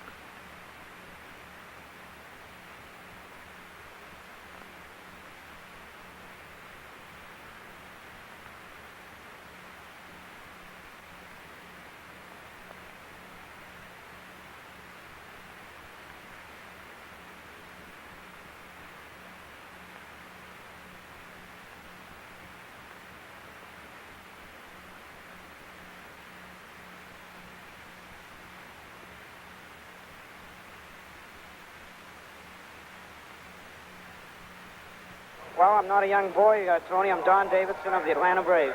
Oh, you're not in school anymore. No, I got out 25 years ago, Tony, as you know. Don Davidson, nice seeing you. Good luck to you and the Braves next year. Thank you very much, Tony. Let's go back upstairs right now.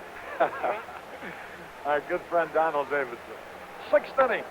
Don Wirt, first pitch. Fly ball, center field should be easy. That'll bring up Mickey Lolich, who hit a home run here in the second game of the series. You know, as you reflect on this series so far,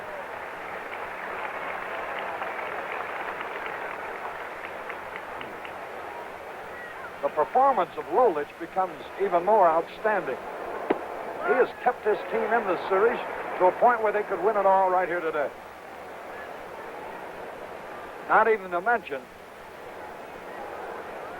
there's a smash. Javier on one hop will throw him out. Ball was hit hard. To think that the audience would have been deprived, Kurt, if Mickey Stanley had not been able to play shortstop. To think that an Al Kaline would not have been in this World Series is almost a tragedy. That's right. And one thing the Cardinals talk about Lolich is after he gave up the 3 runs in the first inning of Game 5, the way he battled back and held on. They said that's what showed them what a good pitcher he was. Dick McAuliffe, the second baseman, takes a curve in there, a strike ball. McAuliffe fouled out and flied out. He's had 6 out of 25 in the series. Hit .249 during the season with 16 homers. Evens it up, a ball and a strike. Gibson's pitching like he has a plane to catch. He always pitches this way. He averages about a 2-hour ball game. The 1-1 pitch. And it's high.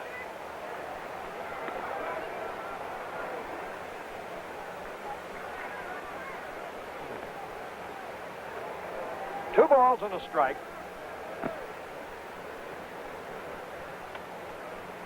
They play McAuliffe to pull, and he pulls one off his leg foul. Rhodes in third territory, and he had an idea of the agility of one Bob Gibson on that. He's like a cat off that mound. Well, he was a great all-around athlete. Good enough at basketball. Not only star for Creighton University, but to play with the Harlem Globetrotters.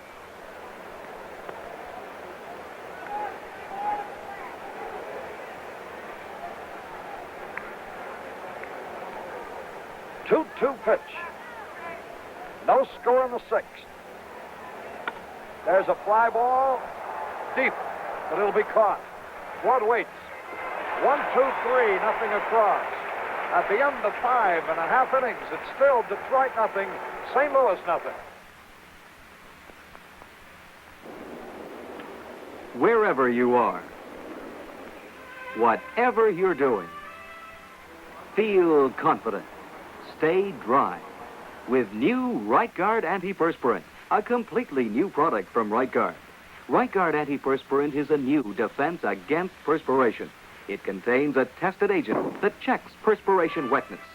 Feel confident. Stay dry. Get new Right Guard Antiperspirant in the silver can.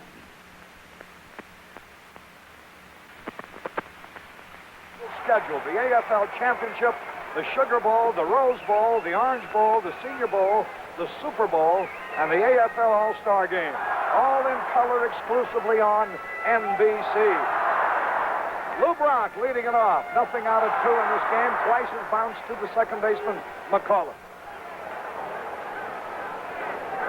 He was going to bunt. 1 ball, no strike. Lolich has been going directly sidearm to Brock, feeding him a lot of sidearm curve. Wirt playing very shallow at third base to guard against the bunt. Again, he's wide with a slider. 2 balls, no strikes. Lou Brock leading off, no score. You have the feeling that a run will do it. Which team will get that run?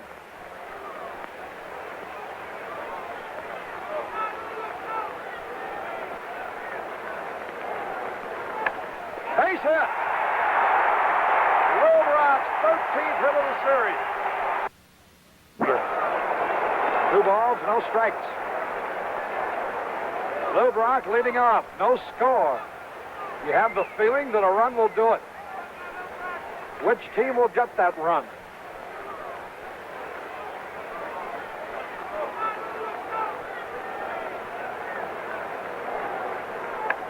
Base hit.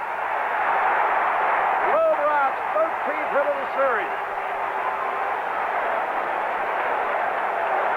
That ties Bobby Richardson's record for most hits in a World Series. Now Javier comes up. Nobody out. That's the second inning in a row that the leadoff man has had a base hit. McCarver led off the 5th, but nothing happened. Brock is on.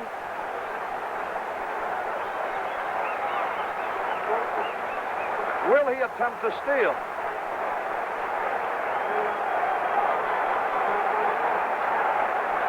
Harry Carle and Lou Cusserot will keep a closer eye on him than even anybody here on the Diamond Channel. Pitch out. He may have almost been crossed up.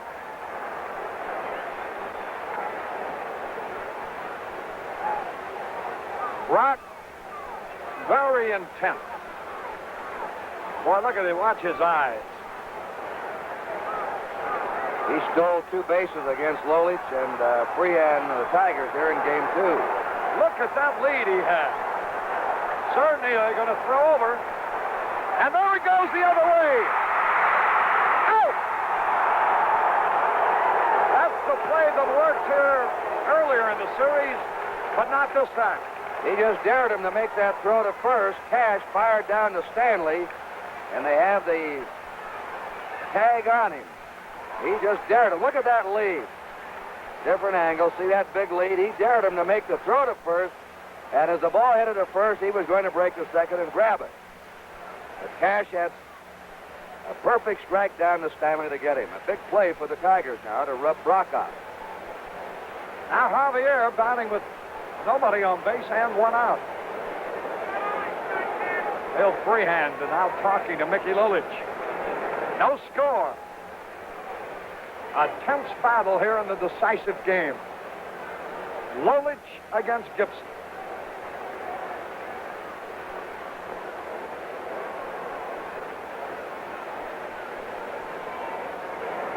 Javier held up in time, ball 2. 2 balls, no strike.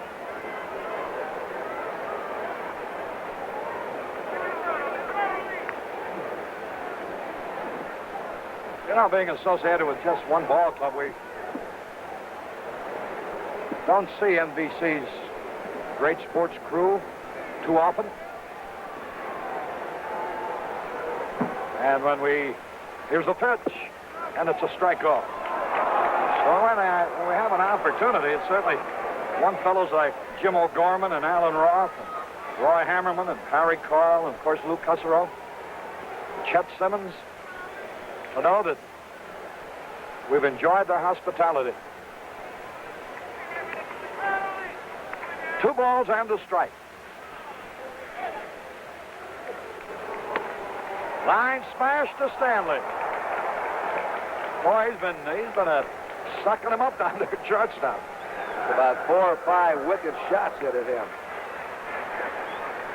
And now Flood comes up. He singled in the first and stole a base. 2 men are gone. Bottom of the 6th.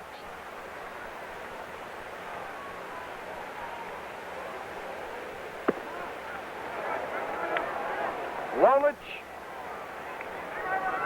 has been in a little more trouble. The ball's been hit harder against him. That's not what they pay off on. He's kept a run from scoring. That's what he's out there for. 1 ball, 1 strike. Gibson has been brilliant. He's allowed only 1 hit. And they're all tied up, nothing.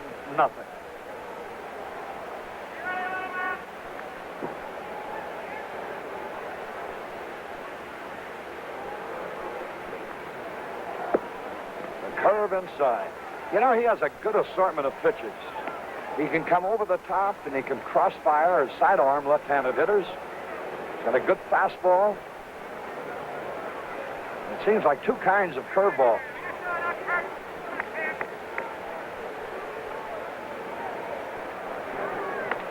Ground ball, tough play for Stanley, long throw.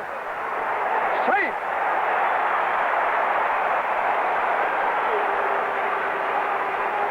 Cash did an adagio split. Trying to get that ball as soon as possible, but Flood legged it out, and now here's Cepeda.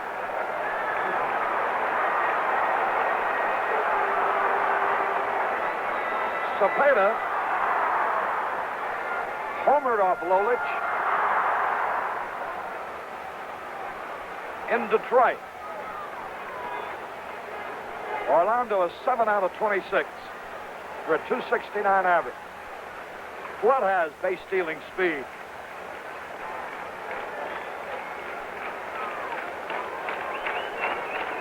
He has stolen 3 bases in this series himself.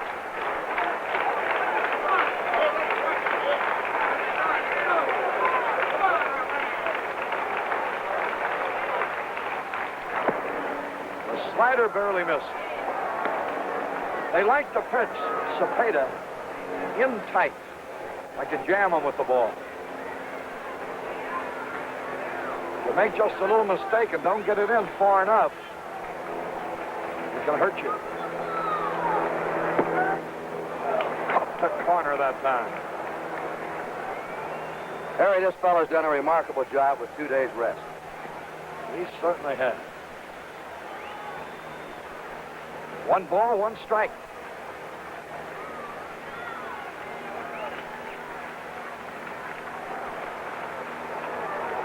They got him picked off. Flood is caught off first base. Here's McAuliffe now, and Lulich running him down the other way.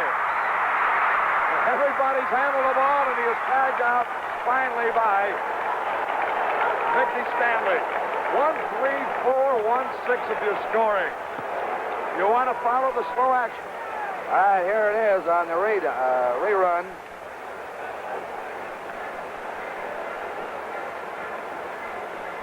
That's Lolich now, the pitcher.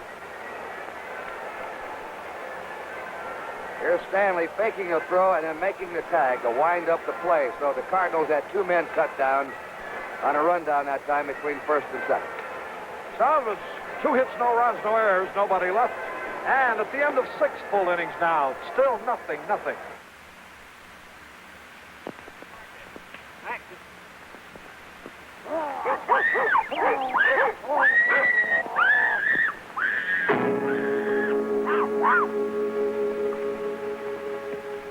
Dodge Fever saves the day. He's lost his head over Dodge Coronet. Dodge Coronet, Design 69, proving it costs less than you'd think to go first class on a 117-inch wheelbase. Coronet, trim enough outside to handle quickly, easily, big enough inside to handle a crowd in comfort. 17 Coronets to choose from, including the Coronet Super B with 383 cubes of standard V8. A wild new way to get Dodge Fever. Dodge is turning up the fever now. Get your cure for a new Dodge Fever now. Dodge Fever at your Dodge dealer. Mickey Stanley with a count of strike 1. Takes a fastball low. Cardinals ran themselves out of the 6th inning as both Brock and Flood were trapped. And now it's the 7th.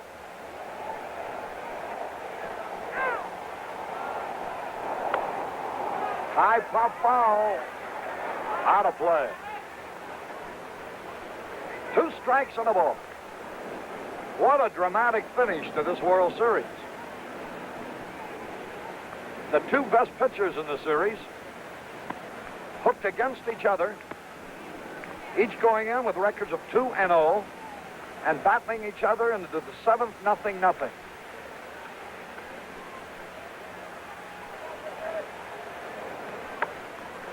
Half swing, foul ball. Boy, that just missed inches being an extra base hit as Stanley had tried to check his swing.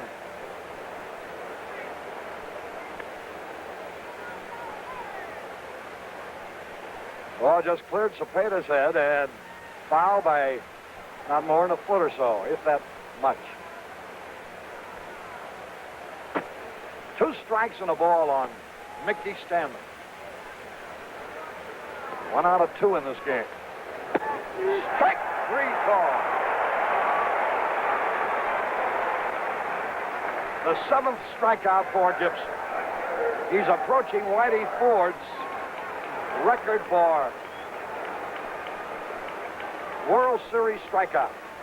Mayo Smith of the Tigers, Red Schoendienst of the Cardinals. The leaders of the 2 clubs. Here's Kaline. Bouncing ball, Shannon. To Cepeda, 2 away. And Gibson refuses to give in to the pressure put on him so heavily by the fine performance of Mickey Lolich.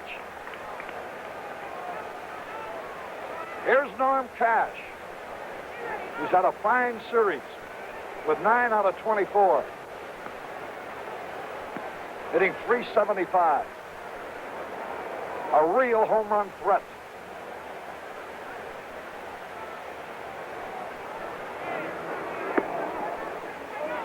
That was a slider that was high. Cash hit 25 during the season. He's hit 1 in the series. Ooh, he had a cut. Even up, a ball and a strike.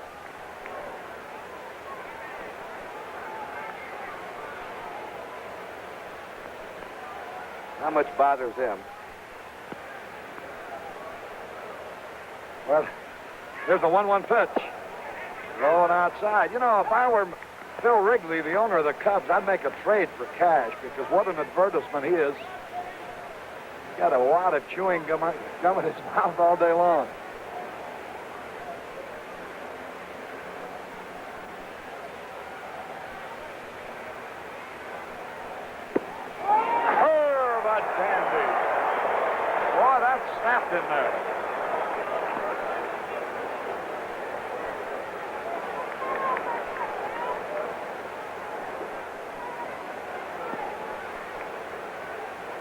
balls, 2 strikes. Another curveball, but low. Bob Gibson.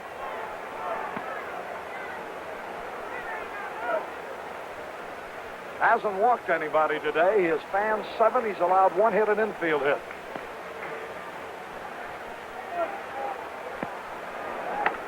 Line smash, base hit. And here's Willie Horton.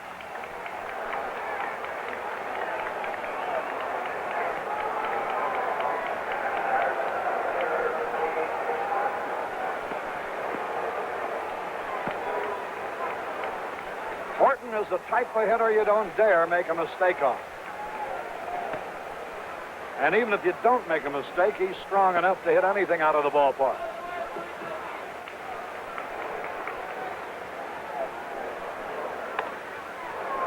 Base hit. And the Tigers now made their first threat with 2 out base hits by Cash and Horton. Brings up the Grand Slam kid, Jim Northrup. He's had 2 homers and 6 runs batted in this series. He had 21 homers and led his team in runs batted in during the season with 90. He's had 1 out of 9 against the pitching of Gibson, and that was a home run. That was the only run that Gibson's permitted in this series.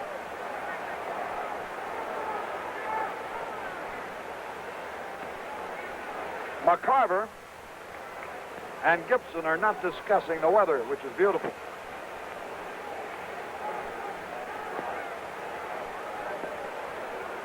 Northrup hits the ball to all fields.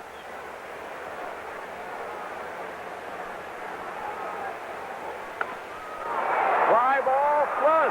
Hey, almost Flood. He misjudges it over his head. 2 runs are going to score. The same thing almost happened earlier in the game to Jim Northrup, and now it has happened to one of the greatest defensive center fielders in baseball, Curt Flood. As he started over, something happened to his underfooting. Watch this now. He catches his spike, see, and he nearly fell down. And that cost him gauging the ball. Flood very rarely has ever misjudged the ball out there, but when he stumbled on his way, it threw him out of his path. He couldn't get back. The ball sailed over his head, and the Tigers now have 2 runs in the 7th, and this all came after 2 out, nobody on. So Detroit leads 2-0. Bill Freehand, the batter. He's nothing out of 2. Northrup, who now has driven in 8 runs. The curve is a beauty over the inside corner. Each team now has 4 hits.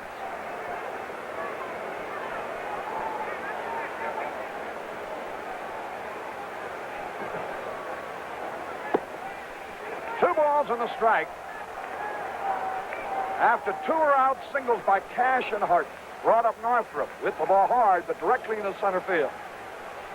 Flood slipped as he started for the ball.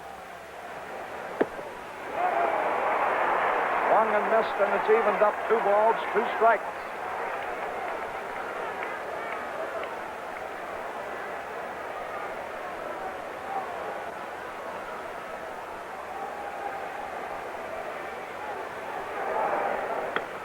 Long drive, left center field, Brock on the run.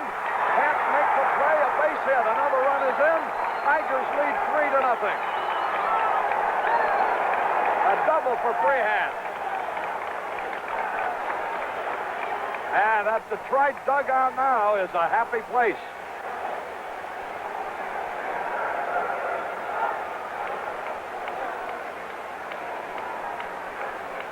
Three to nothing, Detroit in the 7th inning. The Tigers trying to become only the 3rd team in World Series history to be down 3 games to 1 and still win the series. Wirtz being intentionally packed. That will bring up Lolich.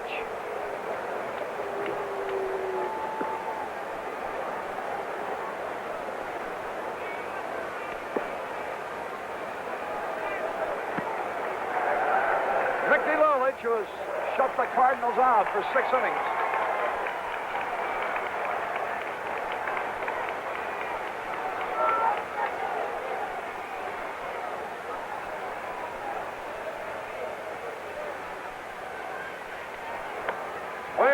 And he fouls it into the Cardinal dugout.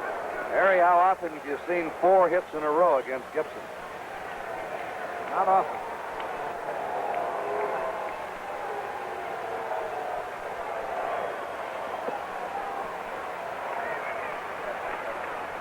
Lulich, fanned in the 3rd, bounced out in the 6th.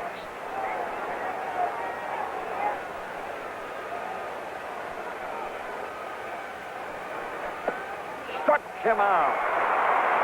Oh, the Tigers finally break the ice here by scoring 3 runs on 4 hits.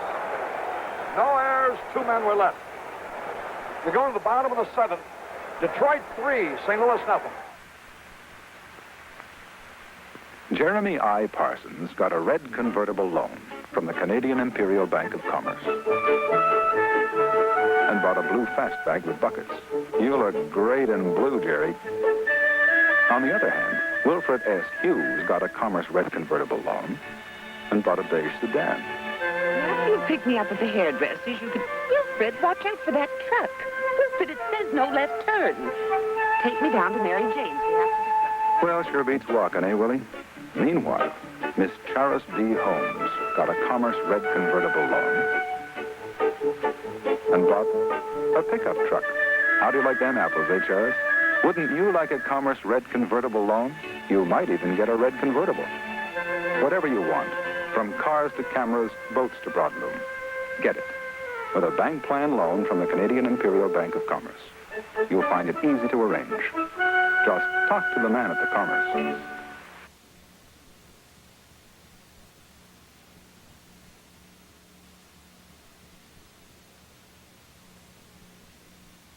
NBC, Houston at Boston, Denver at New York in the first game. Second game, with a big one, San Diego at Oakland, and Cincinnati at Kansas City. Right now in the final game of the World Series, the Tigers have broken through 3-0. Mickey Lulich, pitching with 2 days rest now, has the lead. Let's see if he can hold it. Orlando Cepeda, who walked his first time and bounced out his other time, is at the plate. St. Louis trails 3-0. There's no tomorrow. This is it.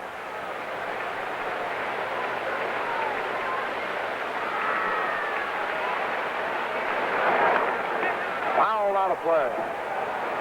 Lulich looks as if he should pitch on with 2 days rest all the time. He has been great.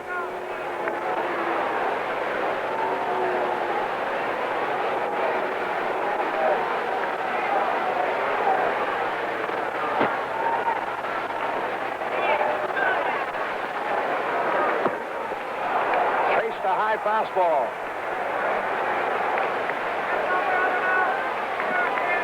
The Cardinals were ahead in this World Series Monday, 3-1, and got 3 runs in the first inning. The Tigers came off the floor to win that game, won yesterday, and are in front today.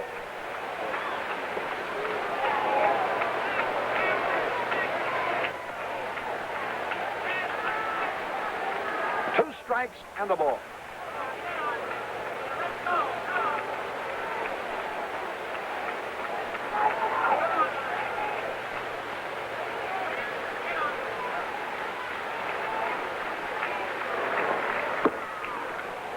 Rushed him back, and it's even.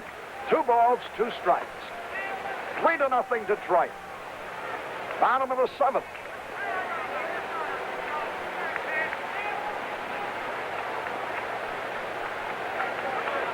The 2-2 pitch. Struck him out. Want to win. Here's Mike Shannon. He's throwing harder now than he did early in the game. He's really firing. He's sneaky fast anyway. He's sharper, too. Early in the early innings, a little wild. Behind on hitters, walked 2 men. But since the second inning, he has been absolutely perfect. Here's Shannon.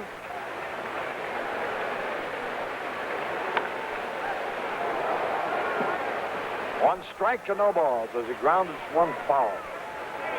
Joe Schultz coaching at third base, sidestepped that one. 3-0, Tigers lead. Bottom of the 7th in St. Louis.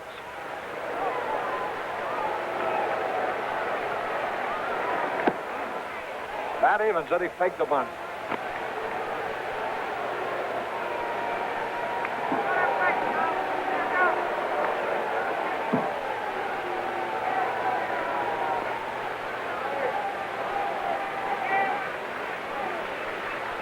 The outfield straight away. The curve was high. 2 balls and a strike. 1 out.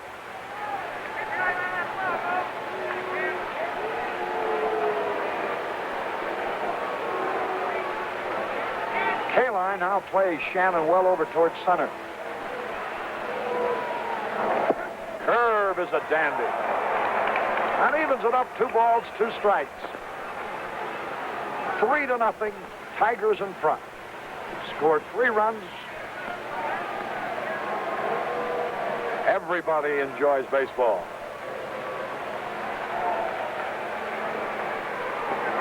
Ball 3. Mike Shannon.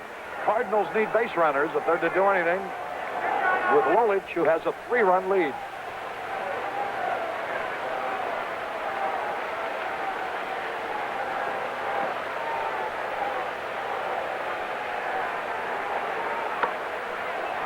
Easy fly ball.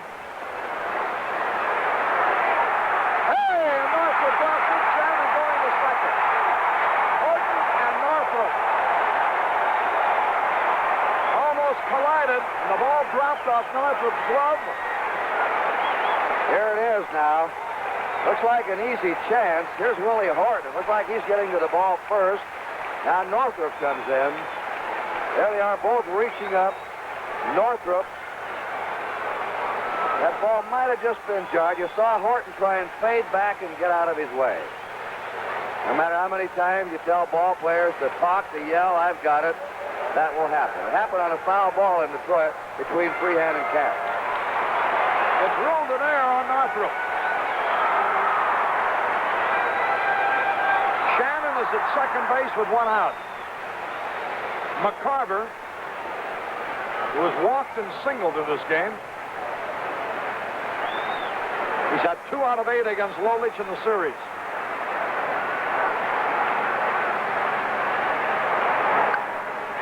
High fly. Kaline will catch it. Shannon holds. Hey, he's almost tagged at second base on a fine play by Stanley. The shortstop cut it off, and Kaline purposely shaded that throw toward the bag when he saw Shannon holding at second.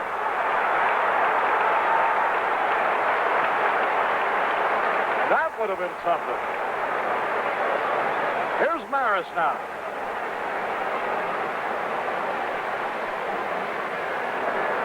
He's nothing out of 2.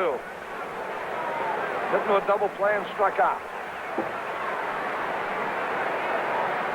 Dick Schofield going down to the right field corner. Apparently there'll be a pinch hitter for Maxville if it goes that far in this inning. Swings and he misses a curve. There's Schofield going into the bullpen area to limber up. Lolich has stopped the Cardinals cold. 2 out here in the 7th. Shannon at second base.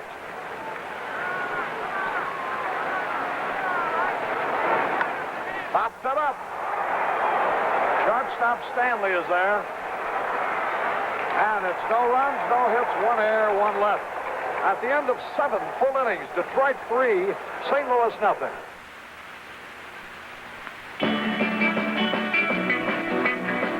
Just look what Plymouth up to now. Just look what Plymouth up to now. Driving will never be the same Introducing the 1969 Plymouths.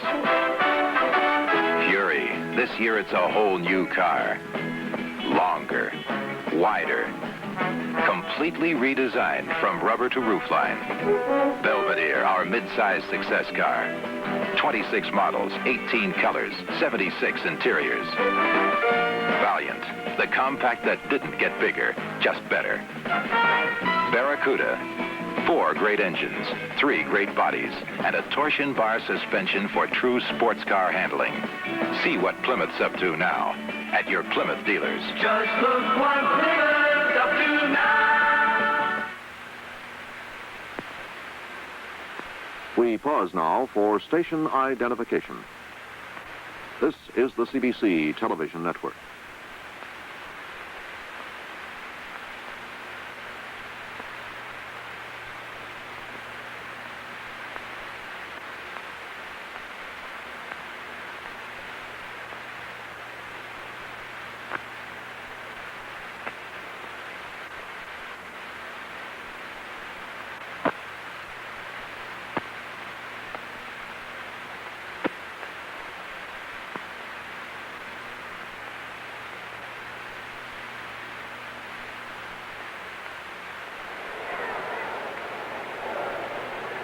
With Kurt Gowdy and Tony Kubek, this is Harry Carey at Bush Memorial Stadium. We're in the top of the 8th of the final game. Dick McAuliffe takes a pitch high.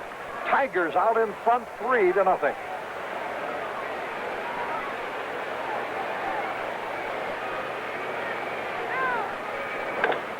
Bouncing ball, Javier will throw him out.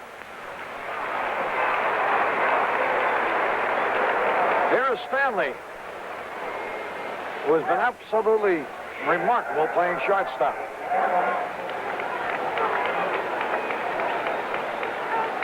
And the bold move by manager Mayo Smith at the inception of this series has certainly paid off. Maxville's the shortstop. 2 men are gone. He made another bold move in Game 5 in the 7th inning with 1 out, nobody on, the Tigers trailing. When he let he let Lowly hit for himself. That was a turning point in that game, too. Here's Al Kaline. Hit so far today, nothing out of 3. 11 out of 28 for the series. There's a line drive to Javier. He's got it. 1-2-3, nothing across. We go into the bottom half of the 8th inning. It's still Detroit 3, St. Louis nothing. This is the new Gillette Techmatic razor. If you think it looks like the old Gillette Techmatic razor, you're right. The only difference is this little gadget on the cartridge. Now it's set for light beards like mine. But turn it. He made another bold move in Game 5 in the 7th inning with 1 out, nobody on, the Tigers trailing. When he let he let Lowly hit for himself. That was a turning point in that game, too. Here's Al Kaline. Hit so far today, nothing out of 3. 11 out of 28 for the series. There's a line drive to Javier. He's got it. 1-2-3, nothing across. We go into the bottom half of the 8th inning. It's still Detroit 3, St. Louis nothing. This is the new Gillette Techmatic razor. If you think it looks like the old Gillette Techmatic razor, you're right. The only difference is this little gadget on the cartridge. Now it's set for light beards like mine. But turn it, and you get a slightly closer shave for slightly heavier beards like mine.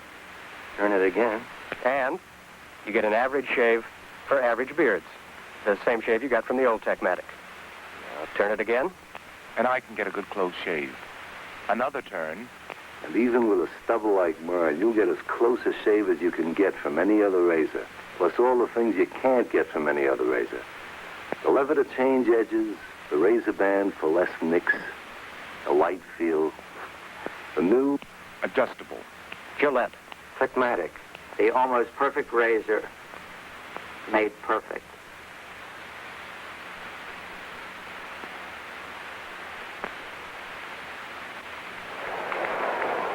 Phil Gagliano will be the pinch hitter here for Dow Maxville. Harry, it's surprising the Tigers have been pulling a defensive change when they've had the lead in the late innings, moving Stanley back to center field, putting Euler in and moving Northrup to left. But they're staying right now with their starting lineup with a 3-run lead. Gagliano takes the curveball inside.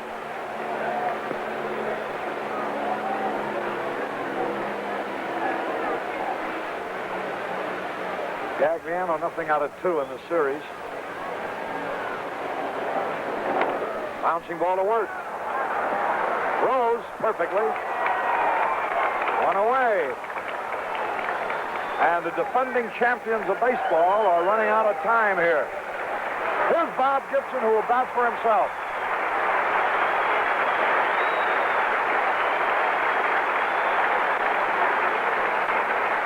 We're going to have that play discussed. It'll become a famous play in World Series history. Northrup fly ball that Flood stumbled on, nearly fell down, and sailed over his head with 2 outs. That's the play of the series.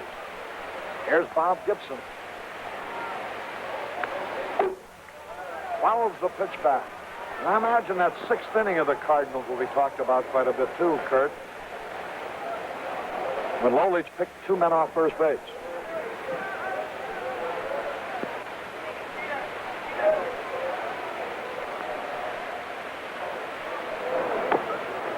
One's foul. He's behind 2 strikes and nothing. Gibson bounced to third and popped up in this game. He trails by 3. Bottom of the 8th.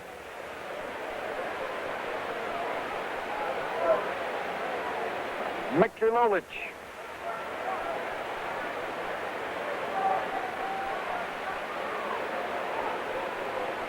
Trying for his 3rd victory of the series.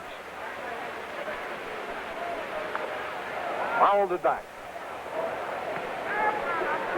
2 strikes, no ball. We've been talking about Gibson and Brock and Kaline as the star of the series. Certainly it's Lolich right in there now. I should say so.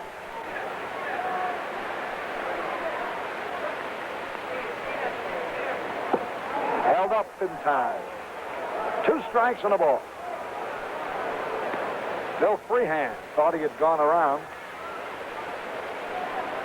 Tom Gorman says no, Bill.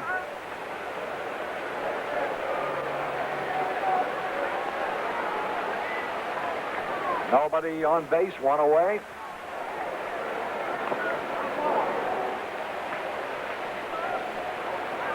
With the ball picked the bat for a foul tip strike. Mayo Smith, manager of the Tigers.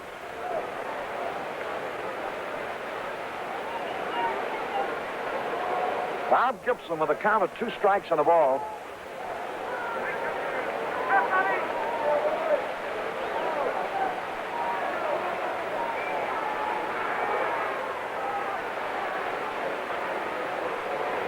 Struck him out, swinging. That's a 4th strikeout for Lolich. The Cardinals got 3 runs in the 1st inning off Lolich Monday afternoon in Detroit. And since then, he has shut them out. The next 8 innings Monday, with the first 7 2/3 innings here today. Here's Lou Brock. Was hit safely in 9 World Series games in a row.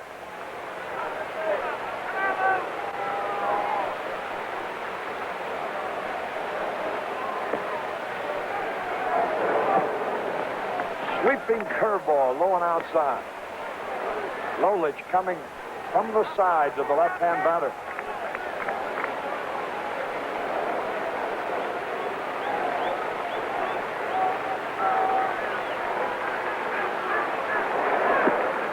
Low and outside, ball 2. I know people are watching this game intently everywhere, Kurt. Can't you just visualize them in Detroit and in that area? Well, they waited 23 years to get back in the World Series. Now they're 3 runs up here in the 8th inning. Ball 3 is low.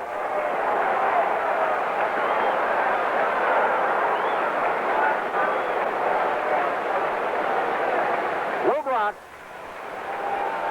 bounced out to McAuliffe his first 2 times. Then single to left. Drew a throw to first as he headed for second and was cut down. Watch him, ball four.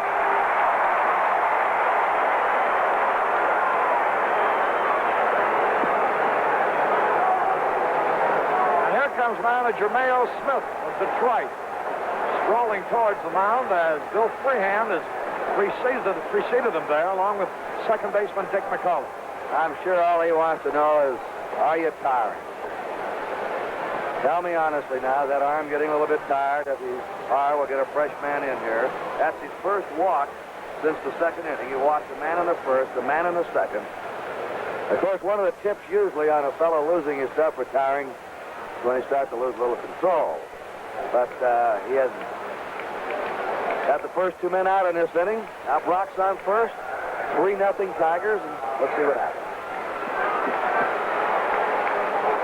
Julian Javier is hitless today. Nothing out of 3. Has hit the ball sharply each time, but out. 2 men are gone.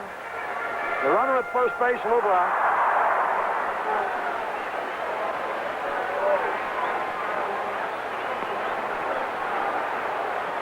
Lolich's pitch. He bunts. Work. Fielding and throwing. Good plays out. Quick play by Worth. No runs, no hits. No errors, 1 left. At the end of 8 full innings, Detroit 3, St. Louis nothing. A truck is a truck, right? Wrong. 69 Dodge and Fargo trucks are sport trucks. Here, take a look. New cushion beam suspension. Chrysler took the elastic off the bankroll to completely re-engineer the suspension and steering on Dodge and Fargo pickup trucks. A sway bar was added, springs redesigned, liners added, and a lot more to make 69 Dodge and Fargo trucks the sweetest handling pickups on the road under any load, bar none. Bumps flatten, potholes smooth out, rides like a limousine. And that's not all.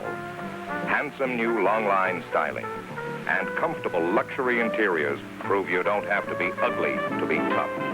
Dodge and Fargo with cushion beam suspension. Sport Truck 69.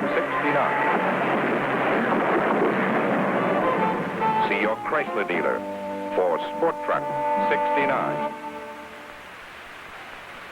Dick Schofield has taken over at shortstop for Dow Maxville, for whom the Cardinals pinch hit in the 8th. Norm Cash, who started the 3-run rally with 2 out in the 7th, will be the batter. Harry, you know, we played a tremendous game in the field today as Don Ward is third. He's had some tough chances. First pitch by Gibson is swung on, a long, high fly ball that'll be caught by Maris in right field. 1 out here in the top of the 9th. Our statistician has been Alan Roth. Our production manager, Jim O'Gorman.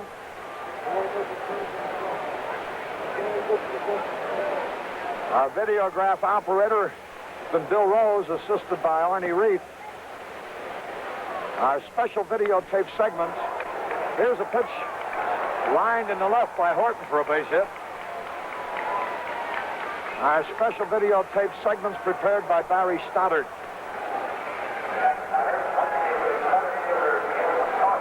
So Willie Horton gets his second hit of the ball game. He's at first base with 1 out. Tigers now have out-hit the Cardinals 6-4.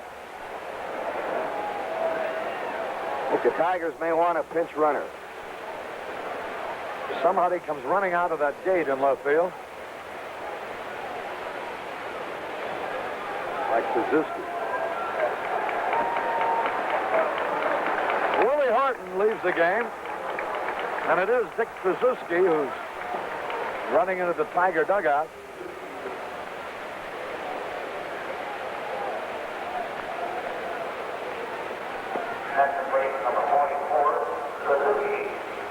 Kurt, while I have a moment, I certainly want to thank you and Tony Kubek and all the fellas. I mentioned this as many as they came to mind a little earlier, but the courtesies are much appreciated. Well, we appreciate that, and thank you, and also George Kell, who did such an outstanding job to telecast with the Tigers. Here's the pitch, and Jim Northrup takes a curveball low and outside. Northrup got the decisive hit as of now.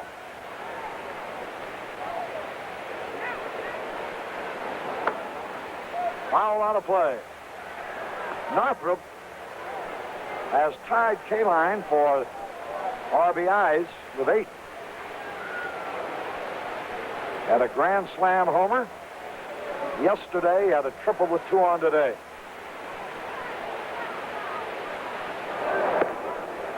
Fastball low.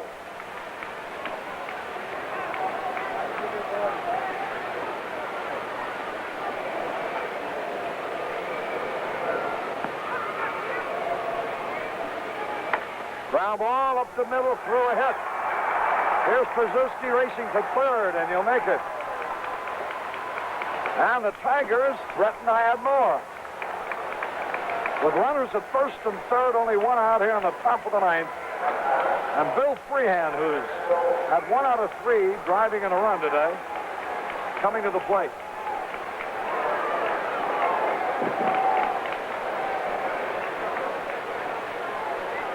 Freehan's had only 2 hits in the series, but each has driven in a run.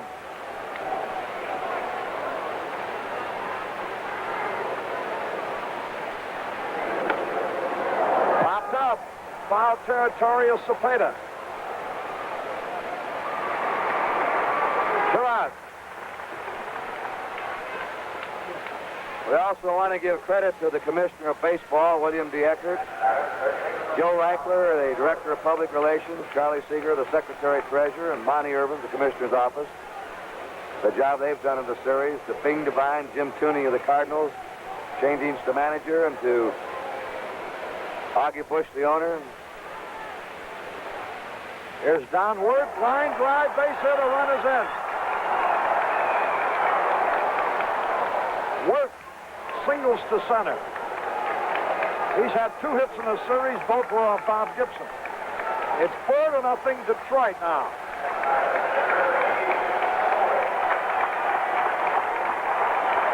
Listen to the hand for Mickey Lolich.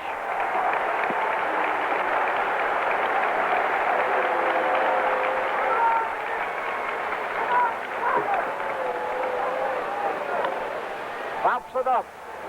Short center. Javier there. Takes it. And it's 1 run, 3 hits. No errors, 2 left. Going to the bottom half of the 9th inning. It's Detroit 4, St. Louis nothing.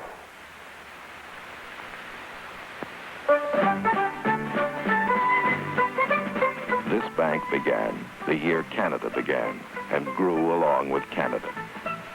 All along the way, wherever history was being made, the commerce was there.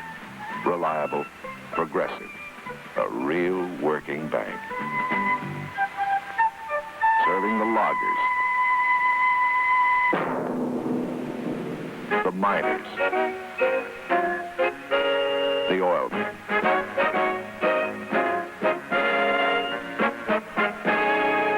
For example, the Commerce Oil Map in Calgary maintains an up-to-the-minute picture of who's drilling where, what's good, what's promising. An important service to customers at Canadian Imperial Bank of Commerce. Bank of Commerce, Bank of Commerce. One of the world's great banks. Defensive moves being made. Euler goes to shortstop.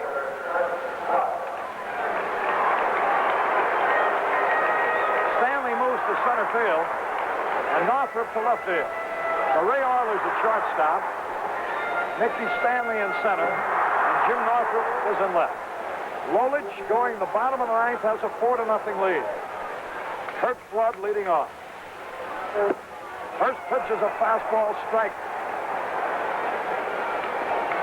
I know the Tiger owner, John Fetzer, an old boss of mine, worked in Kalamazoo, must be happy, along with his general manager, Jim Campbell, and publicity director, Hal Middlesworth.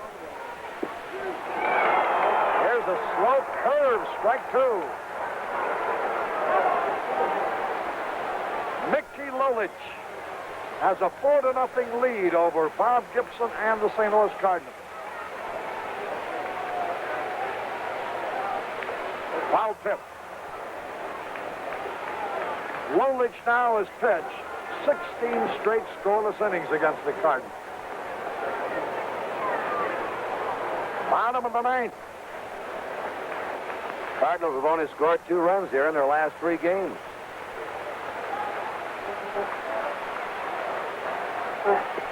The curve is low. 2 strikes and a ball.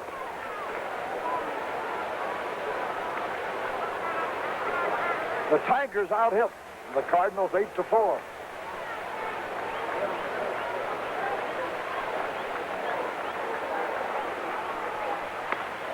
Line drive, and Euler makes the grab. That Tiger infield has played some game behind Lolich today. They have fielded brilliantly. Here's Cepeda with one away. The Tigers have shown the world why they won the American League pennant.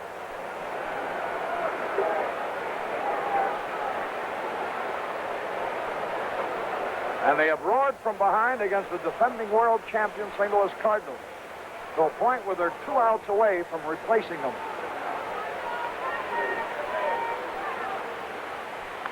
Popped up. Cepeda on the first pitch. 3 and under the ball. He's got it.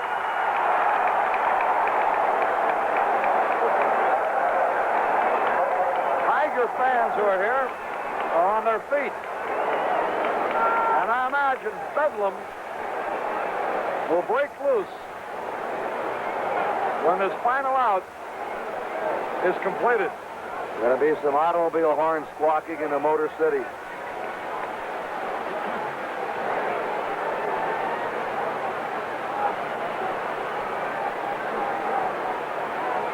Mike Shannon is nothing out of 3.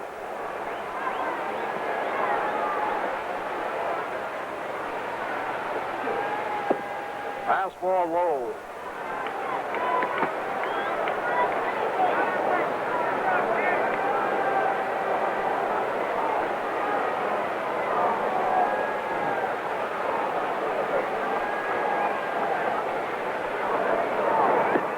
High.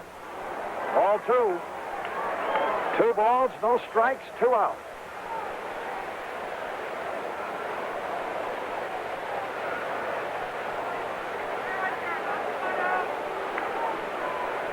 The Detroit Tigers, 1 out away from the World's Championship.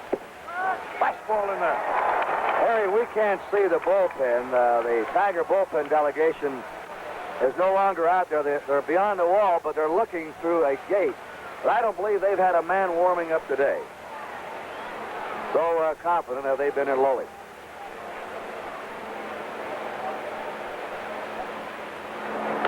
There's a long drive.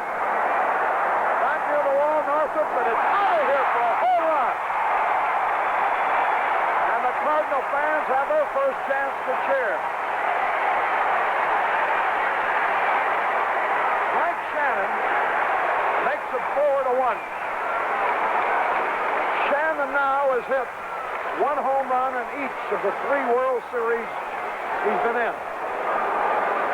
1 against the Yankees in '64, 1 against the Red Sox last year, and 1 against the Tigers today. Here's McCarver now.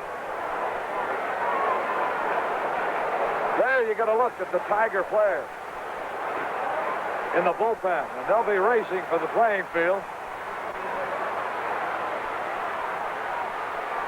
McCarver pops up. Here's Freehan. Detroit's the new world champion. And look at Freehan picking up Lolich. And there is a scene that has been repeated many times in World Series history. It's a happy bunch of Tigers. They have beaten the Cardinals 4-1, and they have replaced them as the champions of baseball. And they made some comeback. They were trailing 3 games to 1. They were behind 3 runs in the first inning of Game 5. They came back to win. They walked in here and murdered the Cardinals yesterday. They win again today, and 28-year-old Mickey Lolich now has joined Christy Mathewson, Jack Coombs, Babe Adams, Stan Kovaleski, Harry Burkeen, Lou Burdett, and Bob Gibson as pitchers who have won 3 games and lost none in the World Series. And Lolich did it with 2 days rest and beat Bob Gibson to do it. Some feat. Well, there's the Tiger Clubhouse. The final score, Detroit 4, St. Louis 1. The total's 4-8-1 for Detroit. Woolwich the winner, 3-0 in the series. 1-5-0 for the Cardinals. Gibson the loser, 2-1 in the series. Well,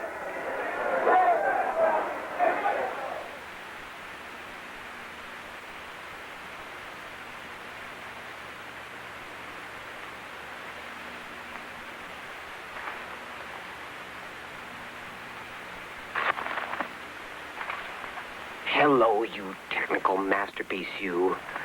This time people are going to see what goes on inside a 69 Plymouth Fury, not just how beautiful you are. All the time we engineers spent giving you more room inside. And this gorgeous unitized body. Oh, sure it's gorgeous because we give it a 7-step dip and spray anti-rust treatment. And who's going to tell about the big brakes if I don't? And an enormous trunk. And the magnificent chrome steel torsion bar. Wait a second. Beauty is doing Gimli. a car that is bigger, better, more beautiful than the Furies that helped win more competitive car owners over to Plymouth in the last 2 years. The all-new, bigger, better 1969 Fury.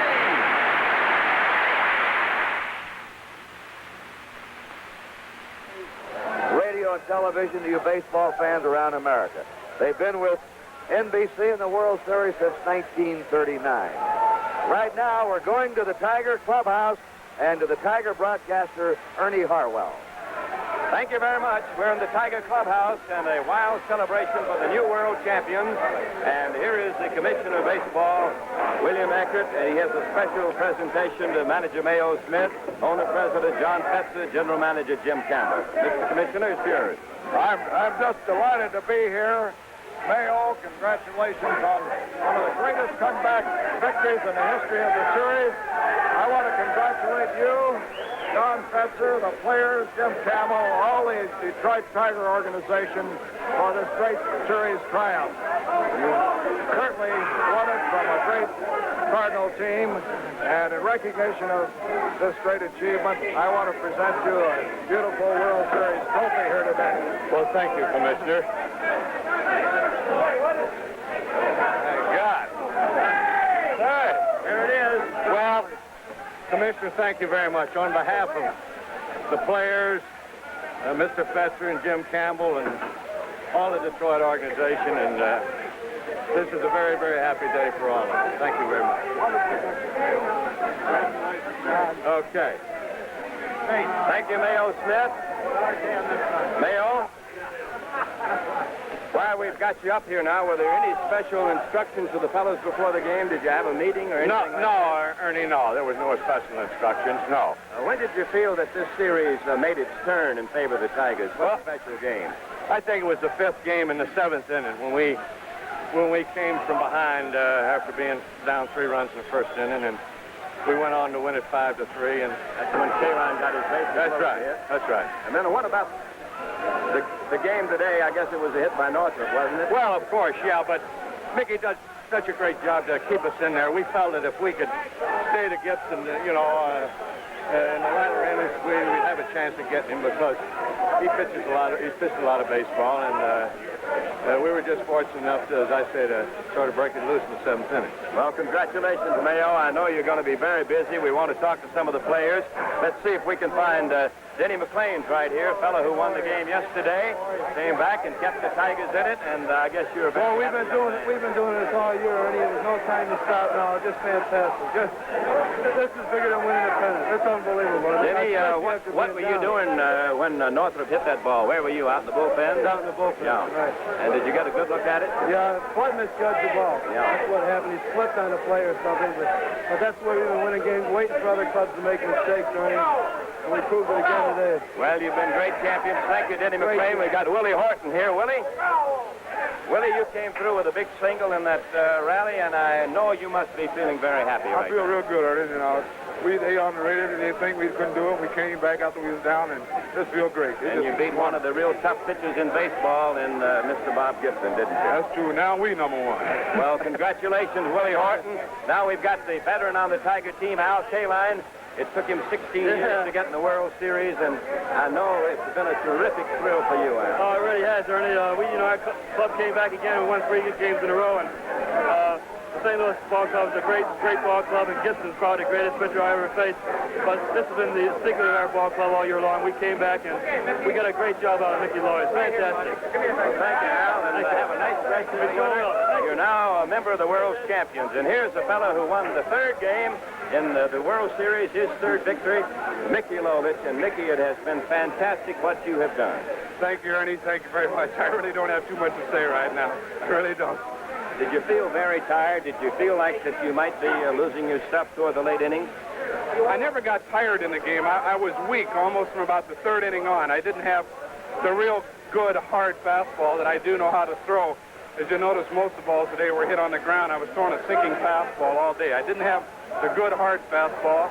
I had fairly good control, not as good as I usually like, but I kept making the ball sink, and I got him out. The fact that you were tired helped that ball sink a little more, you think? Right, it helped a lot. By being tired, it causes the ball to sink more. Now, what about, you had a little conference on the mound right at the end. Did Mayo come out and ask you if you had enough gas left to go, or what? No, he says he just wanted to slow me down. He says he thought maybe I was getting too excited out there about, having it so close to coming to the end. He says, I want you to take it easy, relax, and throw like you've been throwing all day. All right. Well, thank you, Mickey. It was a great performance, and have a very nice, quiet winter. Okay. And we'll be back in Bush Memorial Stadium in St. Louis in 1 minute. Wherever you are, whatever you're doing, feel confident. Stay dry with new Right Guard Antiperspirant, a completely new product from Right Guard. Right Guard Antiperspirant is a new defense against perspiration. It contains a tested agent that checks perspiration wetness. Feel confident. Stay dry. Get new Right Guard Antiperspirant in the silver can. 10 more blades to go. 5 blades to go. 3. Just 3 blades to go.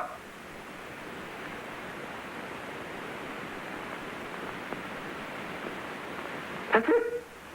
I used up all the old blades. Now I can use the new Gillette Super Stainless Steel blade with the miracle plastic coating on the edge. They say it's supposed to spoil you.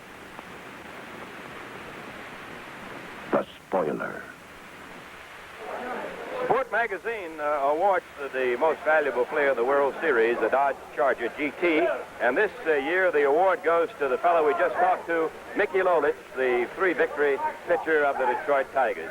And now it's our pleasure to introduce the American League president with a big smile on his face. It's nice to have him with Mr. Joe Cronin. Ernie, I'm speechless. This was a terrific series, I want to tell you, and I know how you must feel after all being with the Tigers day in and day out, spring training on. But it was a great thing for a great game of baseball. Mickey Lolich and all those Tigers are just a great credit to our game. Well, thank you, Mr. Joe Cronin. And the Tiger organization is one of the tops in baseball. Thank you very much, and nice to have you with us. And here's a young man named Dick McAuliffe. Hello, Ernie. It's great to be with a world's champion, I imagine, It's the Richard. greatest feeling in the world, Ernie. And where'd you get that hat, anyway? This is Campbell's hat, and I stole it from him, and I told him if we win this thing, I want this hat, and he gave it to me. He's got to buy it back from you right now. No, he's not going to have this stuff again. We really You're getting a little heckling from Bill Freehand. Let's get him up here, and then somebody else can heckle him a little bit. Here's a fellow who sparked the Tigers throughout the year, Bill Freehand. He had a little... And here's a young man named Dick McAuliffe. Hello, Ernie. It's great to be with a world's champion, I imagine, It's the Richard. greatest feeling in the world, Ernie. And where'd you get that hat, anyway? This is Campbell's hat, and I stole it from him, and I told him if we win this thing, I want this hat, and he gave it to me. He's got to buy it back from you right now. No, he's not going to have this stuff again. We really you're getting a little heckling from Bill Freehand. Let's get him up here, and then somebody else can heckle him a little bit. Here's a fellow who sparked the Tigers throughout the year, Bill Freehand. He had a little trouble with the bat right at first, and Then you got a couple of hits to help us along. Bill, congratulations on being on the new world champion. Thank you, Ernie. It's a tremendous thrill. I thought maybe winning the pennant was the biggest thrill in my life, but I think I know this is. It's beautiful. We've come back from behind all year, and we did it again. I never thought we could, but we did, and I don't know, a lot of people must have been praying for us. Bill, how did you feel about Lolich when he started? Did you think he had his stuff? Did you think he could last? Well, I started to worry maybe in the middle innings. It looked like he was getting a little tired, but he's got a whole lot of guts, and he just kept on fighting and fighting and fighting. And we finally got some runs off Gibson, and he just got tougher after that. Well, he didn't have too many strikeouts going for him, but he seemed to be putting the ball where he wanted to, didn't he? Yeah, he was keeping the ball down low. Basically, he didn't expect him to have super abilities today, but we talked before the game and said, you know, we're going to basically try to keep the ball down, and he did, and he got a guy hit the ball on the ground at somebody, and that's the secret of the game. Well, thank you, Bill Freehan, and best of luck to you. Now we've got Jim Northrup. And, Jim, you figured in the key play of the World Series, I believe, the three-base hit that scored the 2 runs that put the Tigers in the lead. You can see the replay now where Curt Flood comes in, seems to trip and fall. Then the ball's over his head, and the runs come in, and you get into third base. And that was the key play. Did you feel like the ball was going to go a long ways when you hit it? Well, Ernie, I hit the ball real good. I hit it hard and on the line, and it was a little bit to the left center of Flood, and I didn't know for sure if it'd get over his head because I know he plays deep, but I knew I'd hit it good and it had a chance. And when I see it go over his head, I was the happiest person alive right then. I am right now, too. That's got to be even a bigger thrill than your Grand Slam home run of yesterday, wasn't it? Yeah, it sure is, Ernie. It's the biggest thrill I've ever had, and it's the type of ball club we've had all year. We've been behind before, and we keep coming back. We don't ever give up, and we proved it again today.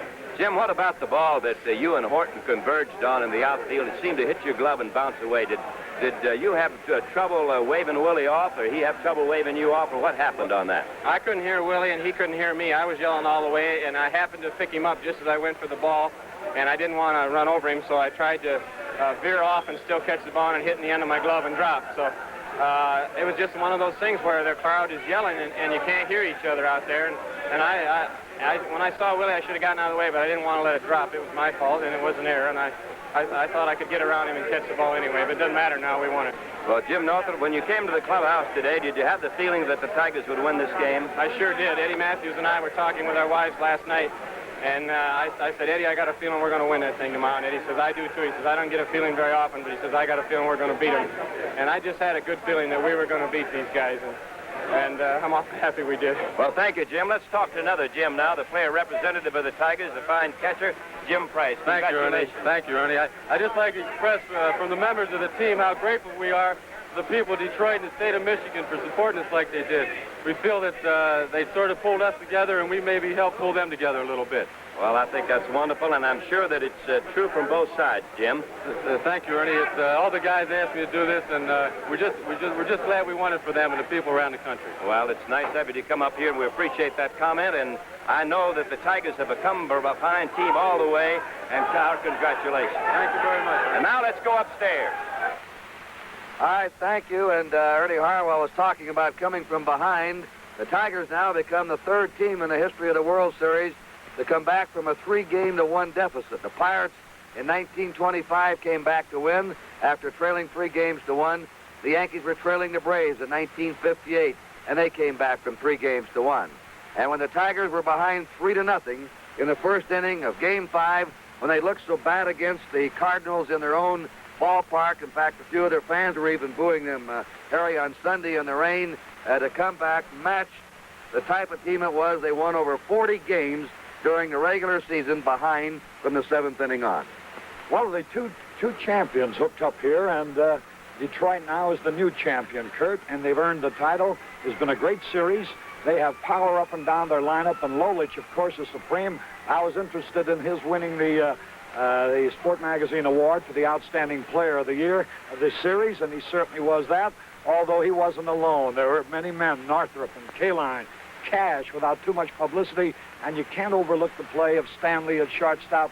To me, that's the most remarkable thing in the World Series, that a fellow who's a great defensive center fielder can move into shortstop at the start of a World Series with all that pressure and do the kind of job he did. My hat is certainly off to Stanley and to the Tigers. All right, Harry, nice job. Thank Good you to very work much. with you again, and we'll see you in spring training next year. I hope so. All right. Thank you. Harry Bye-bye. Carey, Telecaster of the Cardinals. Incidentally, I think probably the truest statement made before this series, as it turned out, a real prophet, Mayo Smith, who made all the right moves for the series, when they asked him what would happen if the Tigers came down to Game 7 and you had to face Bob Gibson. He said, well, boys, Gibson's a great, great pitcher, but he's still only a human being. Someday he's got to be beat. And as it turned out, the Tigers did finally beat him. That play will be talked about for years. I'd be anxious to talk to Curt Flood to see if he did misjudge the ball in center, or did he, stumbling and catching his spikes, allow Northup's drive to sail over him in center field. But you'll be hearing about that after the game. So the Tigers win the World Series. Lolich wins his third game of the series. He beats Gibson here today, and the final score was Detroit 4 and St. Louis 1. The seventh game of this 1968 World Series has been brought to you by Chrysler Canada Limited and the Dodge, Plymouth, Roots, and Simca dealers who sell the quality engineered cars and trucks by Chrysler. By Gillette, makers of new Right Guard antiperspirant in the silver can. By the more than 1,350 branches in Canada of the Canadian Imperial Bank of Commerce.